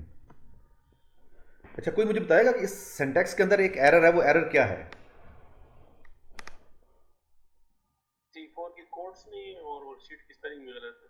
एक वर्कशीट की वर्कशीट के स्पेलिंग गलत है और प्रोडक्ट नहीं पड़ा। वर्कशीट्स के स्पेलिंग गलत हैं, इसको हम C4 को हमने कोड्स में नहीं, एग्जैक्टली C4 को हमने कोट्स में लिखा। ये ठीक है। अब अगर आप इसको इस मैक्रो को अब रन करते हैं तो ये वैल्यू जो कि यहाँ पे लिखी हुई थी उसको शो करेगा। अनटिल अनलेस आप ओके का बटन प्रेस नहीं करते, आपका ये मैक्रो रनिंग कंडीशन में है, ये एग्जीक्यूशन में है। आप ओके करेंगे तो ये टर्मिनेट हो जाएगा। अच्छा, ये तो था कि अगर मैंने num1 के अंदर वैल्यू जो है वो लेनी है एक्सेल शीट के अंदर। अच्छा, क्या ही अच्छा हो अगर ये वैल्यू भी मैं यूज़र से इनपुट के तौर पे ले रहा हूँ। जैसे आप जिन्होंने प्रोग्रामिंग पढ़ी है एक्सेल की या जावा की, उन्होंने देखा होगा कि हम यूज़र इनपुट ले रहे होते हैं वहाँ पे, और यूज़र इनपुट के लिए भी हम एक मैसेज बॉक्स की तरह का इनपुट बॉक्स जो है वो थ्रो करते हैं। उसके अंदर वो कुछ लिख के उसको ओके करता है, तो वो वैल्यू हमारी वेरिएबल के अंदर स्टोर हो जाती है। पहले मैं आपको उसका सिंटैक्स बता देता हूँ कि सिंटैक्स उसका किस तरह से काम करेगा। ये होता है बेसिकली इनपुट बॉक्स। अब इनपुट बॉक्स में हमने लेना क्या है, मैं लिख देता हूँ एंटर वैल्यू 1। असाइनमेंट थोड़ी सी मज़ीद जो है ना वो हमारी मॉडिफाई हो जाएगी, वो एट द एंड हम इसको डिस्कस करते हैं, लेकिन हम चलेंगे फॉर लूप के ऊपर ही। वैल्यू 1 उसने एंटर करनी है और उस वैल्यू 1 को वो स्टोर करेगा num1 के अंदर। अब ये बेसिकली वैल्यू है जो इनपुट बॉक्स से आएगी और वो स्टोर होगी num1 के अंदर। अब चलते हैं ज़रा इसको रन करके देखते हैं। ओके, वो कह रहा है जी कि यहाँ पर सिंटैक्स एरर है। num1 is equal to input box, और इनपुट बॉक्स के अंदर हमने, ठीक है, हाँ सॉरी मैं उसमें ब्रैकेट्स जो है ना वो डालनी भूल गया था। अब ये वैल्यू 1 आ गया। ये चीज़ है जो अभी आपने देखा था कि मैंने खुद से वहाँ पर लिखी है, टेक्स्ट लिखा है। मैं इसमें कह देता हूँ 234 जो है वो मेरी वैल्यू है। जब मैं इसको क्लिक करता हूँ तो वो 234 यहाँ पे डिस्प्ले हो गया। अब कोई बताएगा कि ये मैसेज बॉक्स में कैसे चला गया? क्योंकि आपने num1 में जब मैं ट्रेनिंग में हूँ, मैं ट्रेनिंग के बाद आपसे रब्ता करता हूँ। आपने यूजर्स इनपुट लेके उसको असाइन किया num1 को और देन उसको प्रिंट करवा दिया मैसेज बॉक्स के जरिए, मैंने उसको प्रिंट करवा दिया। अच्छा, क्या ही अच्छा हो कि मैंने num1 भी इनपुट लिया है और num2 भी मैं एज अ इनपुट ले लेता हूँ यहाँ पे। लेट्स से एक और वेरिएबल डिक्लेयर कर लेते हैं num1, num2, और ये num2 जो है ये वैल्यू 2 के तौर पे हम ले लेते हैं। और मैसेज बॉक्स के अंदर हम एक तीसरी चीज़ भी डिक्लेयर करते हैं, रिजल्ट, और इस रिजल्ट को हम यहाँ पे result is equal to num1 into num2, और at the end message box में जाके वो रिजल्ट जो है डिस्प्ले होगा।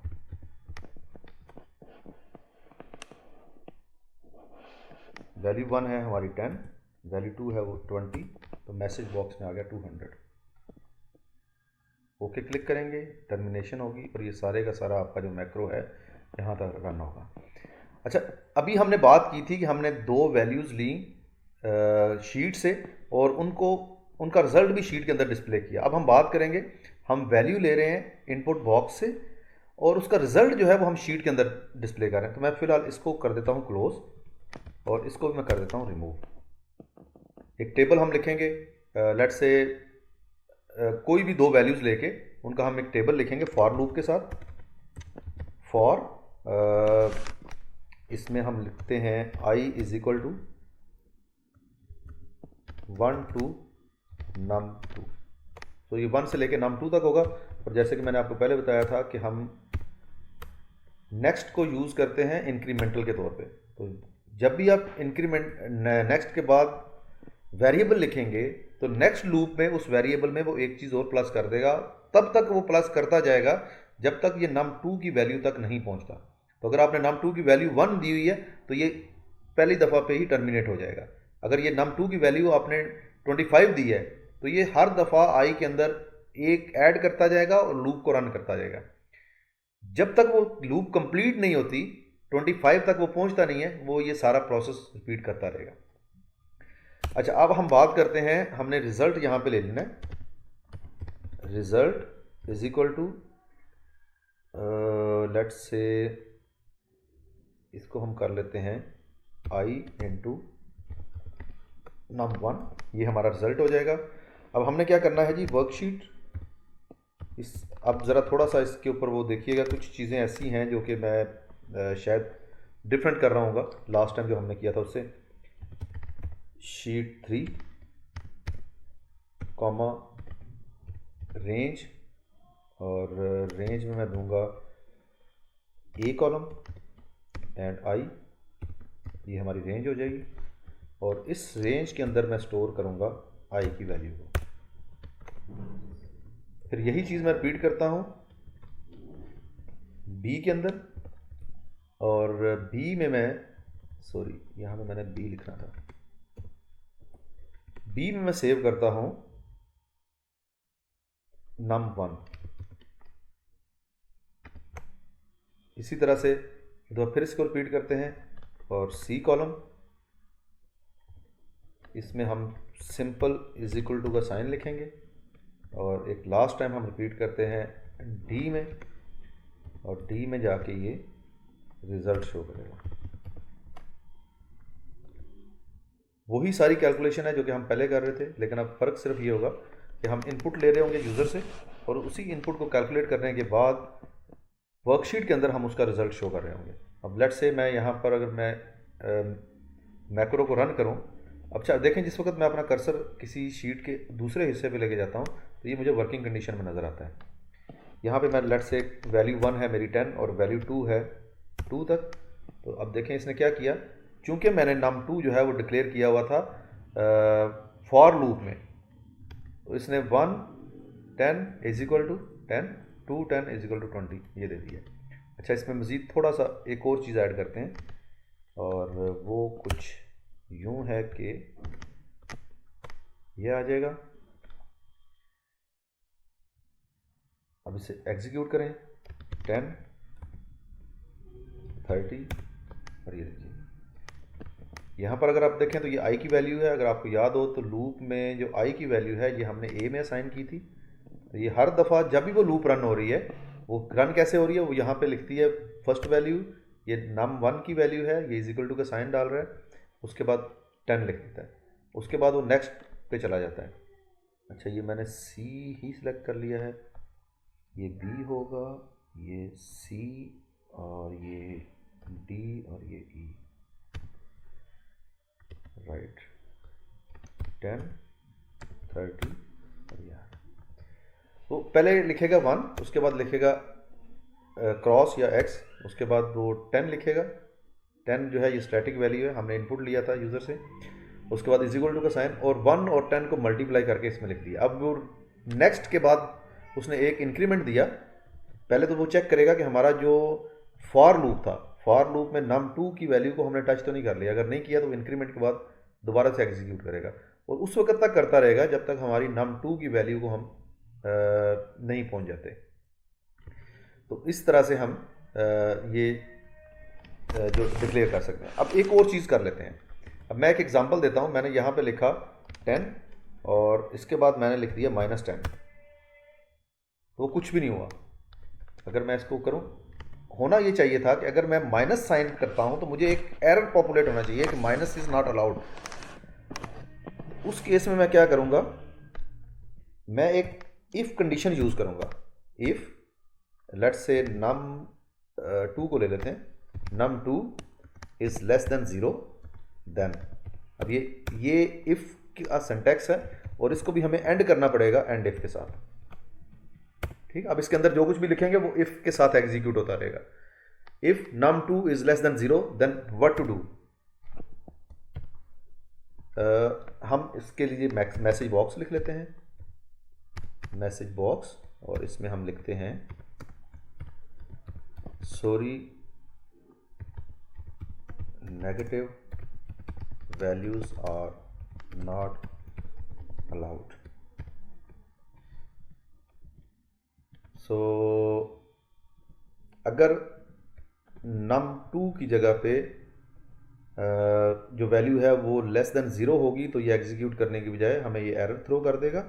और यहाँ पे हम एक और काम करते हैं, क्योंकि इन दिस केस फॉर तो रन होगा ही होगा, हम ये करते हैं, हम एल्स कर देते हैं इसको, इफ एल्स, और एल्स के बाद अगर ये कंडीशन हमारी फॉल्स है तो फिर ये सारा फॉर लूप एग्जीक्यूट करो और उसके बाद एंड इफ कर दो। Sorry,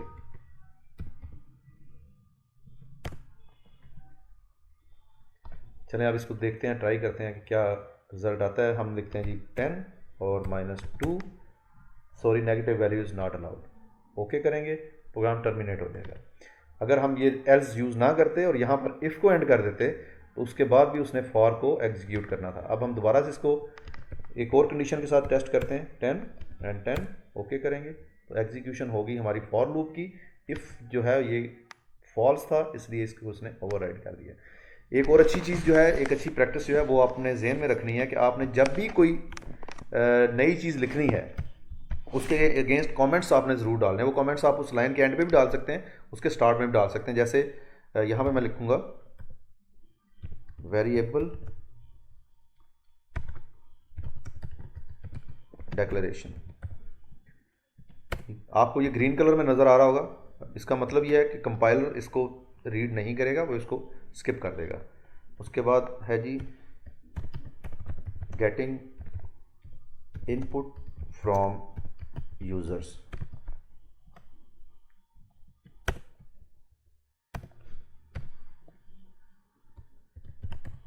checking negative values.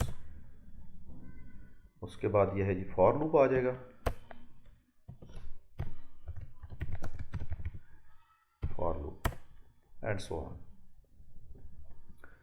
अभी भी अगर आप एग्जीक्यूट करेंगे, हमने बहुत कुछ लिखा है लेकिन उसका कुछ भी इम्पैक्ट नहीं आएगा हमारे इस सारे कोड के ऊपर। अच्छा, अब एक और चीज़ है कि जब भी मैं इसको रन कर रहा हूँ, अब ये देखें मैं इसको थोड़ा सा लाइन सेंटर कर दूँ, मैं जब भी रन कर रहा हूँ तो अगर मेरा डेटा एक्स्ट्रा अवेलेबल है इस पूरे कॉलम के अंदर तो वो डेटा क्लीन नहीं होता, वो एज इट इज़ रहता है, जो जितने कॉलम का डेटा आया वो उसमें ऐड हो जाता है। इसके लिए हमें क्या करना पड़ेगा? Any idea from IT side? Very sorry, call थी और इम्पोर्टेंट थी, मुझे लेनी थी वो बात। अच्छा, हमारे पास ये बेसिकली एक रेंज है ABCD और E। अब बेसिकली ये रेंज हमने जब भी इसको एग्जीक्यूट मैं दोबारा से करना चाहूँगा तो मुझे ये खाली चाहिए, मुझे यहाँ पे कुछ भी लिखा हुआ नहीं चाहिए। आपको याद होगा हमने एक फंक्शन अभी थोड़ी देर पहले यूज़ किया था मॉड्यूल 1 के अंदर, क्लियर का फंक्शन। अब हम ज़रा इसको भी डिस्कस कर लेते हैं कि ये करता क्या है। ये देखें, सबसे पहले अब आपको इसमें समझ आएगी चीज़ें। सबसे पहले लिखा है रेंज C6.select। क्या किया?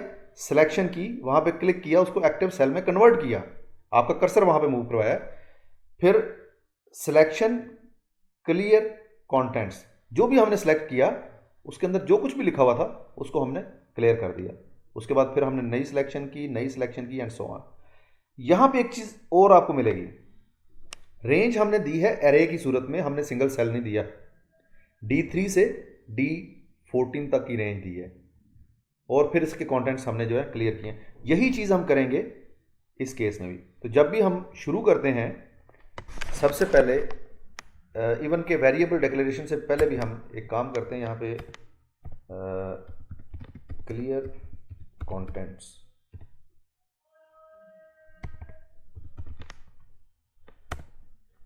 हमारी रेंज है लेट्स से रेंज, बल्कि इन एवरी केस हम वर्कशीट से शुरू करेंगे।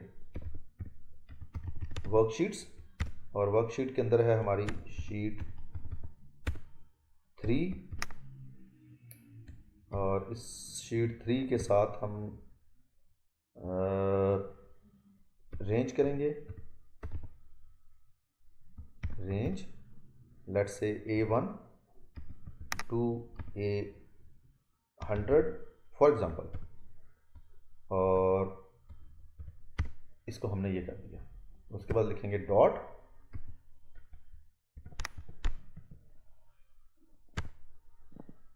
एक तरीका कार तो ये है कि डॉट इज इक्वल टू, ये आप लिखें, इससे भी ये क्लियर कर देगा।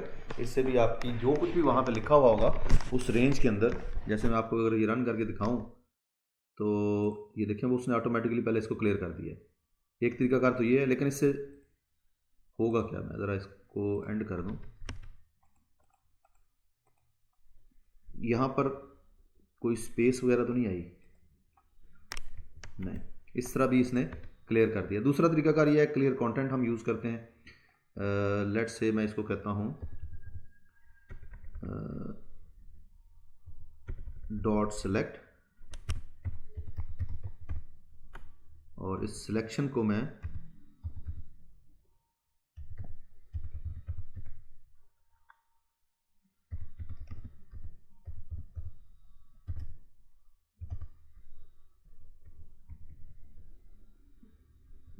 Clear content, let me check the spellings. ये है जी क्लियर कंटेंट्स।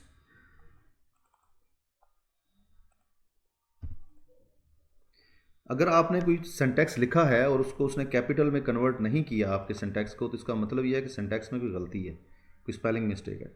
इस तरीके से भी आप कर सकते हैं। अब मैं इस केस में लेट्स से कोई वैल्यू पहले ऐड कर दूं।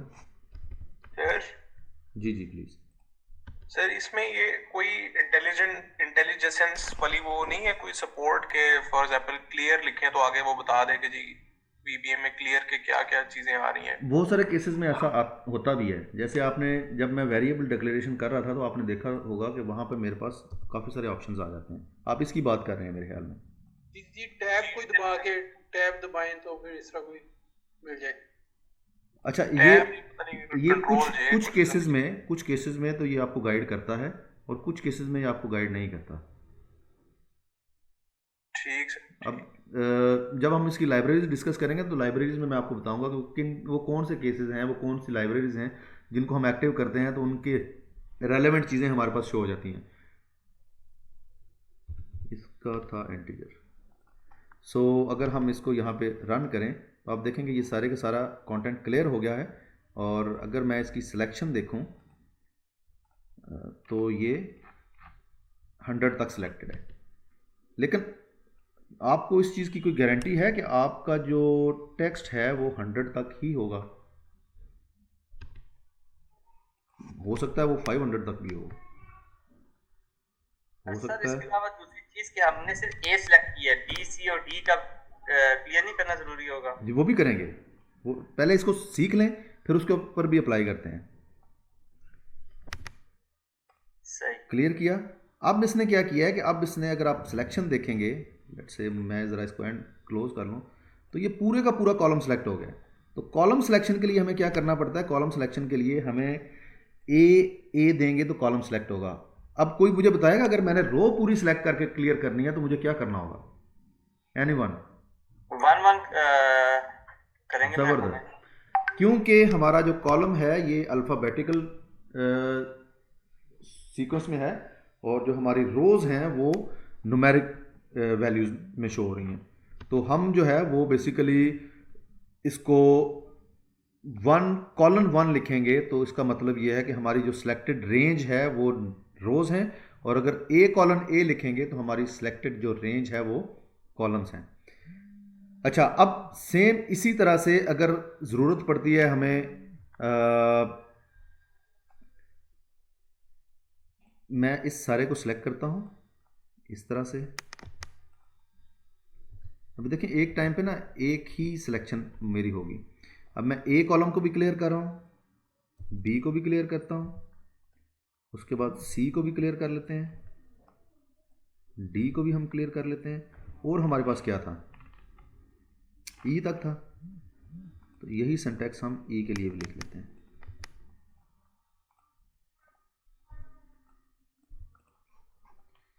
दोबारा अपनी शीट में चलते हैं, यहाँ से जाके हम मैक्रो को रन करेंगे। जैसे ही मैक्रो रन किया तो ये देखें इसने सारा जो है वो क्लियर कर दिया। अब एक चीज़ और आ जाती है, अबे भाई अगर हम पहले में ही ए से लेकर ई लिख दें, A1 से लेकर ए और ई लिख दें यहाँ पे। Very good idea.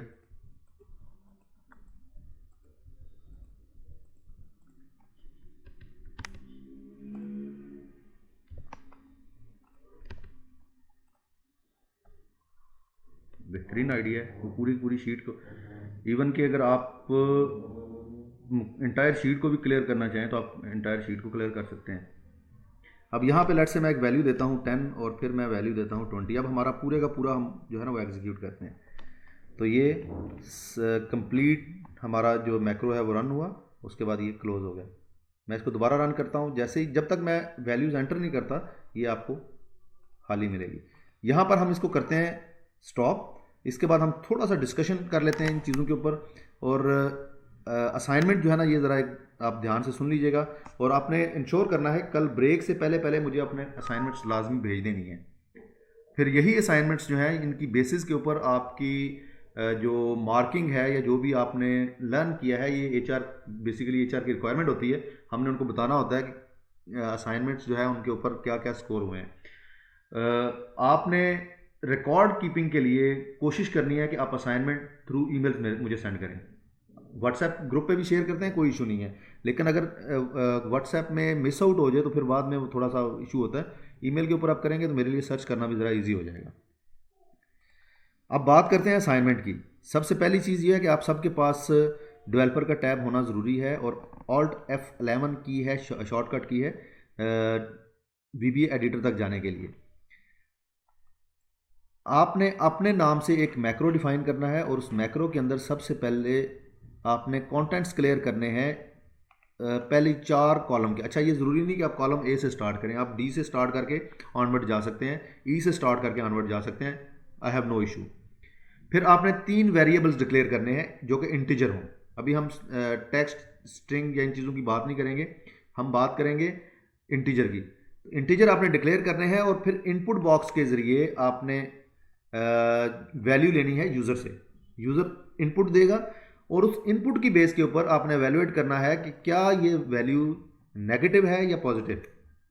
आप देखें हमने जो लूप रन किया num2 के ऊपर किया, तो अगर num2 के ऊपर वो नेगेटिव वैल्यू दे देता है या 0 वैल्यू दे देता है। अब इसको एक और बेहतर तरीका ये है कि लेस देन आप 1 कर दें, ताकि अगर 0 वैल्यू भी दे तब भी वो उसको यहाँ पर एग्जीक्यूट ना करे। उसके अगेंस्ट वो मैसेज बॉक्स में सॉरी नेगेटिव वैल्यूज़ या 0 and negative values are not allowed, या less than 1 values are not allowed, कुछ भी आप लिख सकते हैं। फिर आपने एल्स के साथ इसका सेकंड पार्ट करना है इस इफ स्टेटमेंट का, और लूप आपने लिखना है, और लूप हमारी है फॉर लूप।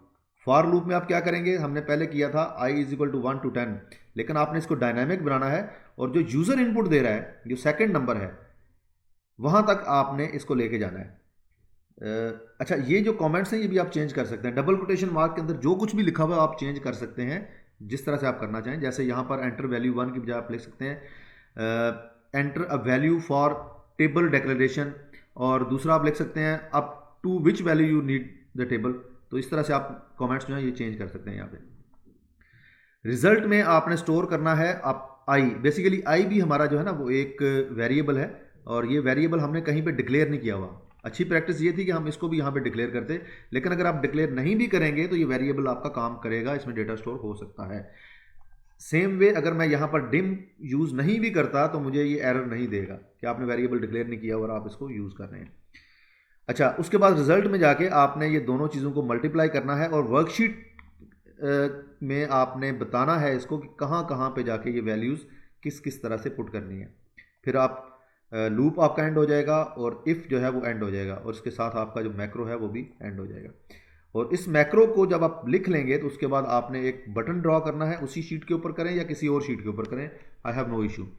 उस बटन के ऊपर, वो बटन आप इलस्ट्रेशंस में जाके यहाँ से भी ड्रॉ कर सकते हैं, कोई भी शेप आप ले लें, या आप डेवलपर टैब में जाएं और यहाँ से जाके ये फॉर्म कंट्रोल्स के अंदर बटन अवेलेबल है, ये भी आप ड्रॉ कर सकते हैं। आपने एक्टिव एक्स बटन यूज़ नहीं करना, एक्टिव एक्स का काम कुछ और है, वो मैं आपको बताऊंगा आगे चल के। फॉर्म कंट्रोल्स के अंदर रहते हुए आपने ये बटन यूज़ करना है और उस बटन के ऊपर राइट क्लिक करके असाइन मैक्रो करना है। अब आपका जो मैक्रो है जो आपने लिखा हुआ है यहाँ पे, वो आप क्लोज करें और इसको रन करके देखें। अगर वो रिज़ल्ट ठीक दे रहा है, जैसे मिसाल के तौर पे मैंने यहाँ पे 10 और 0 लिखता हूँ और ये मुझे एरर देता है, और दूसरे केस में मैं 10 एंड 200 लिखता हूँ और ये मुझे उसकी कैलकुलेशन करके देता है, तो इट्स मीन्स कि मेरा मैक्रो ठीक काम कर रहा है। ठीक है, इसमें कोई आपका क्वेश्चन है, कोई ऐसी चीज़ है जिसकी जो समझ में नहीं आई तो आप पूछ सकते हैं।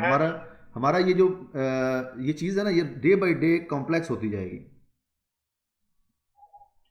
सर जो हमारी असाइनमेंट है जी जी, उसके अंदर भी आउटपुट यही है कि बेसिकली मल्टीप्लिकेशन की फंक्शन हमने करना है, क्या कुछ अच्छा, और करना है? मैंने तो आप लोगों को एक टेबल डिज़ाइन करके दिया कि आपने जिस तरह वो 1 का टेबल, 2 या 10 तक का कोई भी टेबल आप लिखें। अच्छी प्रैक्टिस तो ये होती है कि आप स्टार्ट में उसी तरह से चीज़ों को फॉलो करके चलें जिस तरह से गाइडलाइंस दी जा रही हैं, और जैसे जैसे आप आगे चलते जाते हैं फिर अपनी मर्जी से उसमें चेंजेस करना शुरू कर दें। लेकिन अगर आपके पास इससे कोई बेटर आइडिया है तो आप उसको यूज़ कर सकते हैं। रिजल्ट में क्या डिस्प्ले करवाना है हमने? रिजल्ट में आपने डिस्प्ले करवाना है, यहाँ पर आपका वो नंबर आएगा जो कि 1 से लेके जो सेकंड नंबर आप एंटर करेंगे। जी, जो इनपुट 1 है वो यहाँ पे आ गई।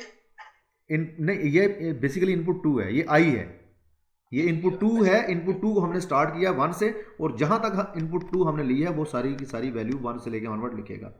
फिर हमने x लिखा, फिर हमने ये इनपुट 1 है बेसिकली, ये जो 10 है ये इनपुट 1 है।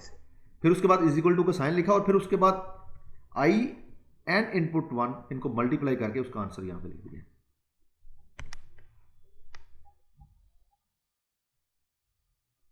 ठीक है। और कोई क्वेश्चन किसी का?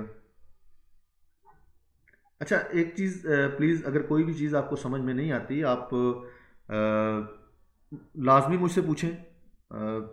मेरी बीबीए की जोंग के अंदर ये पहली ट्रेनिंग है और मेरी ओवरऑल बीबीए की ये 5वीं ट्रेनिंग है।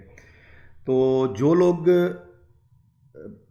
पे करके ट्रेनिंग कर रहे होते हैं वो यकीन करें बहुत खपाते हैं, बहुत ज़्यादा खपाते हैं। वो जब तक कोई चीज़ समझ में नहीं आ जाती वो आगे चलने नहीं देते। तो मेरी आप लोगों से भी एक्सपेक्टेशंस यही हैं कि आप लोग मुझे जहाँ पे कोई चीज़ समझ ना आए, जहाँ पे कोई चीज़ आपको एज अ हर्डल फील हो रही हो, आप उसके ऊपर मेरे साथ डिस्कशन करें, जितनी जी चाहे डिस्कशन करें। हम जब तक वो क्लियर नहीं होगी हम आगे नहीं चलेंगे। एट द एंड हो ये कि एटलीस्ट सिंटैक्स के ऊपर आपका इतना अबूर हो कि आप इस ट्रेनिंग के बाद खुद से अपनी नीड के मुताबिक मैक्रोज जो हैं वो लिख सकें। एक सवाल था जी फरूक, अगर इफ के अंदर अगर मल्टीपल स्टेटमेंट्स चेक करनी हो तो फिर और OR की तरह ही डालते हैं इसमें, या डबल एरोज डालते हैं इसमें, या क्या होता है? Good question. अच्छा, अब हम चलते हैं वापस अपने उसी जगह पे ऑल्ट F11 के साथ। अब हमने एक लिखा इफ़ और एक लिखा इफ़ एल्स। अगर हमें मल्टीपल चीज़ें चेक करनी है तो हम एल्स इफ़ लिखेंगे, एल्स इफ़, सॉरी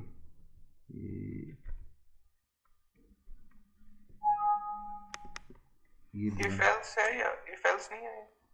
नहीं, ये एल्स, इफ एल्स जो है वो C++ में है। एल्स इफ के बाद भी हमने इसको एक कंडीशन देनी है। जब तक हम एल्स नहीं लिखते ना, हमने इसको कंडीशन दे के चलना है। जैसे मिसाल के तौर पे num2 is greater than 2 then, तो जब तक हम एल्स पे नहीं आते, जो कि हमारी लास्ट पे होगा, तब तक हम इसको ऐसे ही लेके चल रहे होंगे। अच्छा, कि मैंने ऐसे करना है if num2 is less than 1 and num1 is greater than 2 then, फिर उसकी क्या? सॉरी, कैसे दोबारा बताइएगा? जैसे if num2 is less than 1 and num1 is greater than this. Like मैंने दो स्टेटमेंट्स को चेक करके इसके अंदर आना है. आप सी में या सी प्लस प्लस में एंड इसके लिए क्या यूज़ करते थे? हम तो ए एंड डी लिख देते थे, जैसे पाइथन में सिंपल ए एंड डी हो जाता है. सी में आप डबल एंड साइन यूज़ करते हैं. सॉरी, सी प्लस प्लस में आप क्या करते थे? दो एंड के बटन दबाते थे, दो एंड साइन आप और लगा देते जी थे. दो एंड साइन लगा. ठीक है.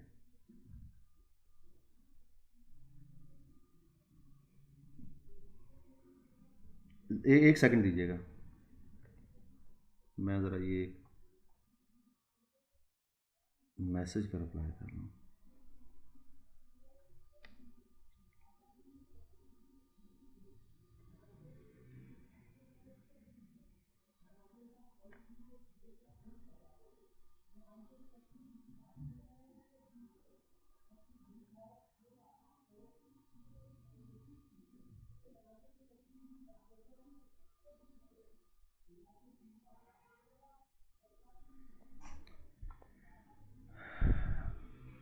अच्छा सॉरी, वो बेसिकली एनुअल जो हमारे टारगेट्स हैं वो भी लॉक हो रहे हैं, तो उस वजह से बार बार मैसेजेस आ रहे हैं मुझे. अच्छा, हम क्या बात कर रहे थे? आई थिंक फ़र्क की तरफ. अगर जी जी, अगर तो मल्टीपल हम चीजें चेक कर रहे हैं कि for example num2 is less than 1 and num1 is greater than 2, and तो नम सिंपल हम ए एंड डी लिख देते हैं यहाँ VBA के अंदर, या एंड का बटन आप इसकी बात कर रहे हैं? जी जी बिल्कुल, इसका सिंटैक्स यही होता है ए एंड डी के हाँ साथ. जी, ए एंड डी के साथ बताइए. बस. अच्छा, इसमें एक चीज़, फिर वही चीज़ मैं आपको बताऊंगा, ध्यान में रखनी है कि इसमें जब भी आप कोई कीवर्ड यूज़ करेंगे जो कि रिजर्व कीवर्ड्स हैं बीबीए के, तो उसका फर्स्ट जो लेटर है वो कैपिटल होगा और सेकंड जो है बाकी जो है वो स्मॉल होंगे. और अगर कोई इस तरह से आएगा जैसे एल्स इफ है या मैसेज बॉक्स है, दो वर्ड्स का एक कॉम्बिनेशन है, तो उसमें सेकंड वर्ड जब स्टार्ट होता है तो उसको दोबारा से कैपिटल में लिखना है और रिमेनिंग को हमने स्मॉल में लिखना है. और इसके अलावा किसी का कोई क्वेश्चन?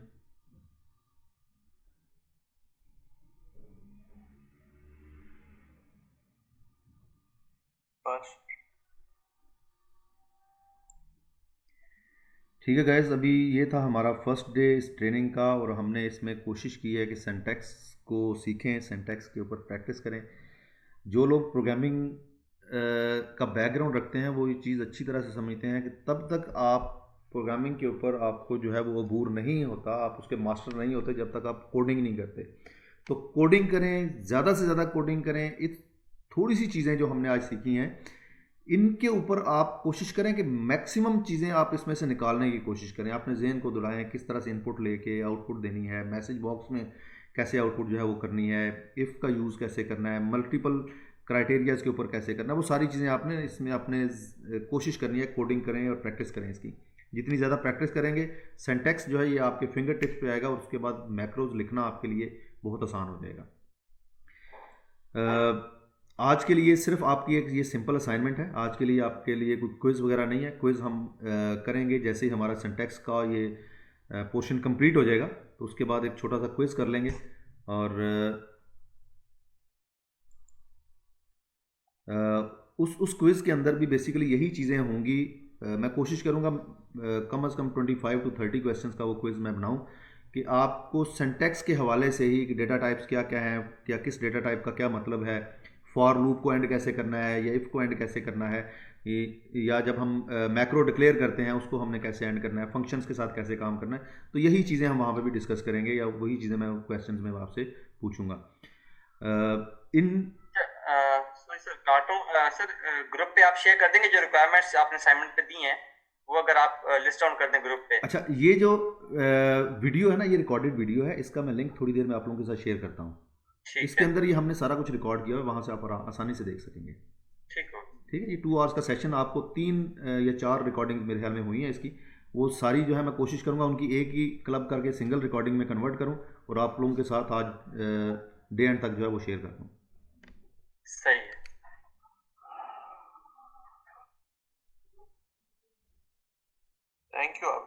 थैंक यू जी, thank you everyone. I would like to add few points. Sure. Just message text it on the chat box as well. Assalamu alaikum Awad bhai. Assalamu alaikum everyone. This is Junaid from HR. वालेकुम अस्सलाम. सब खैरियत से हैं, ठीक ठाक हैं? अल्हम्दुलिल्लाह। I am quite hopeful and I am quite sure कि आज का सेशन आपका बहुत अच्छा हुआ होगा। लर्निंग का हर एक्सपीरियंस अच्छा होता है, जस्ट दैट के दरीचे जब तक हमारे जहन के नहीं खुले होते तब तक हमें थोड़ा चैलेंज लग रहा होता है। आहिस्ता आहिस्ता आपको वो मज़ा आना शुरू हो जाता है उसको सीखने के अमल में। अभी आपने ने मेंशन किया कि this is going to be his first session on this very particular subject which is VBA in Zong. However, he's been training people outside Zong on VBA as well. Aside from VBA, he is our seasoned trainer on Microsoft Excel, Advanced, data dashboards, and you name the subject which has the analytical skills attached to it. So Abid Saab has been our seasoned trainer और उनको बड़ा tremendous feedback आप लोगों की तरफ से मिला है अभी तक, इसलिए हम बड़े खुश होते हैं कि जब ये हमारे साथ collaborate करके ये sessions करवाते हैं। लेकिन दोस्तों ये जान लीजिए कि ऐसे सारे सेशंस तब तक इफेक्टिव नहीं होते जब तक आपकी कंट्रीब्यूशन उसमें मैक्सिमम ना हो। There is this one approach, there is this one style that we have opted while working from home, is कि सेशन या कोई मीटिंग हम ज्वाइन कर लेते हैं और साथ साथ हम कोई और काम कर रहे होते हैं। उससे ये होता है कि you won't be able to focus on what you are seeing and what you are learning from the session.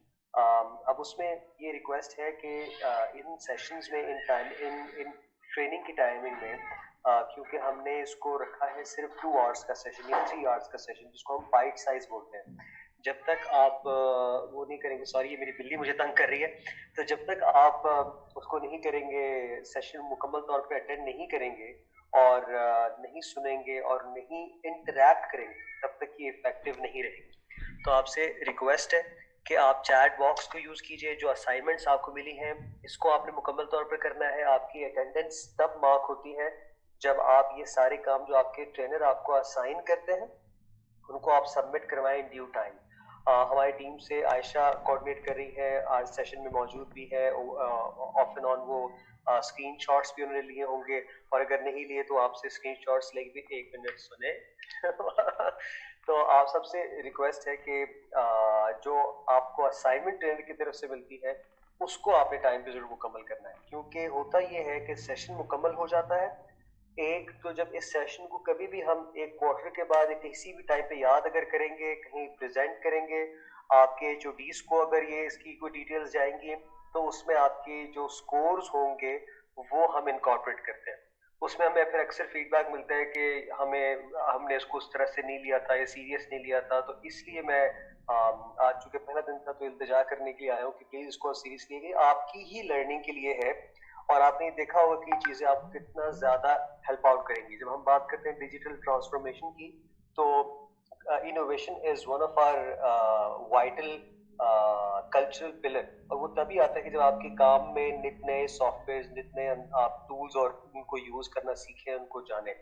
So that's my humble request कि आप इसमें मुकम्मल सपोर्ट आपका हमें चाहिए होगा ताकि आबिद साहब इसको अच्छे से आप तक डिलीवर करें और उसके ऊपर आपसे फीडबैक भी लिया जाए और असाइनमेंट स्पेशली जो है वो आप टाइम पे, हाँ आपको अगर कोई क्लैरिटी नहीं आती तो वो आप जरूर लीजिए, आबिद साहब को आप कॉल कीजिए, उनको अप्रोच कीजिए, उनको बताइए। अभी वो खुद कह रहे थे, is been very kind of, उन्होंने कहा जितने मैक्सिमम क्वेश्चंस करने मुझसे कर लो, मैं बाहर जब सेशंस करवाता हूँ तो लोग आके जाने नहीं देते मुझे, तो मैं जब काफी देर सेशन अटेंड कर रहा था तो मुझे लगा कि शायद हम में से कुछ लोग जो है वो साइलेंट लिसनर्स हैं, या मियां सजाद हैदर साहब को मैंने मैसेज किया देखने के लिए कि रिप्लाई आता नहीं आता, एक दो और लोगों को मैंने मैसेज किया देखने के लिए कि लोग मौजूद हैं या नहीं, तो कुछ लोगों का मुझे रिप्लाई ही नहीं आया। तो आई गॉट दिस इम्प्रेशन कि अभी उन्होंने सेशन ज्वाइन किया हुआ है लेकिन शायद वो सेशन में है नहीं, घर में इधर उधर कोई काम कर रहे हैं या कॉल पे अपने मैनेजर के साथ काम कर रहे हैं, जो भी, तो इसका फिर फायदा नहीं है ना कोई, ऐसे सेशन का तो फिर कोई फायदा ना हुआ कि आबिद साहब ने टाइम निकाला, हमने सेशन रखा, मतलब ये तो कोई, हम इसको तो हम कहीं अचीवमेंट में शो भी नहीं कर सकते कि यार ये इस वक्त से हमने कोई अच्छे रिजल्ट्स निकाले। हाँ अगर आप बिजी हैं, आपकी प्रायोरिटी कुछ और है, परफेक्टली ऑलराइट, आप हमें बता दीजिए कि इस तरह के मामलात हैं, मेरे HOD ने, मेरे मैनेजर ने मुझे ये काम दिए हुए हैं।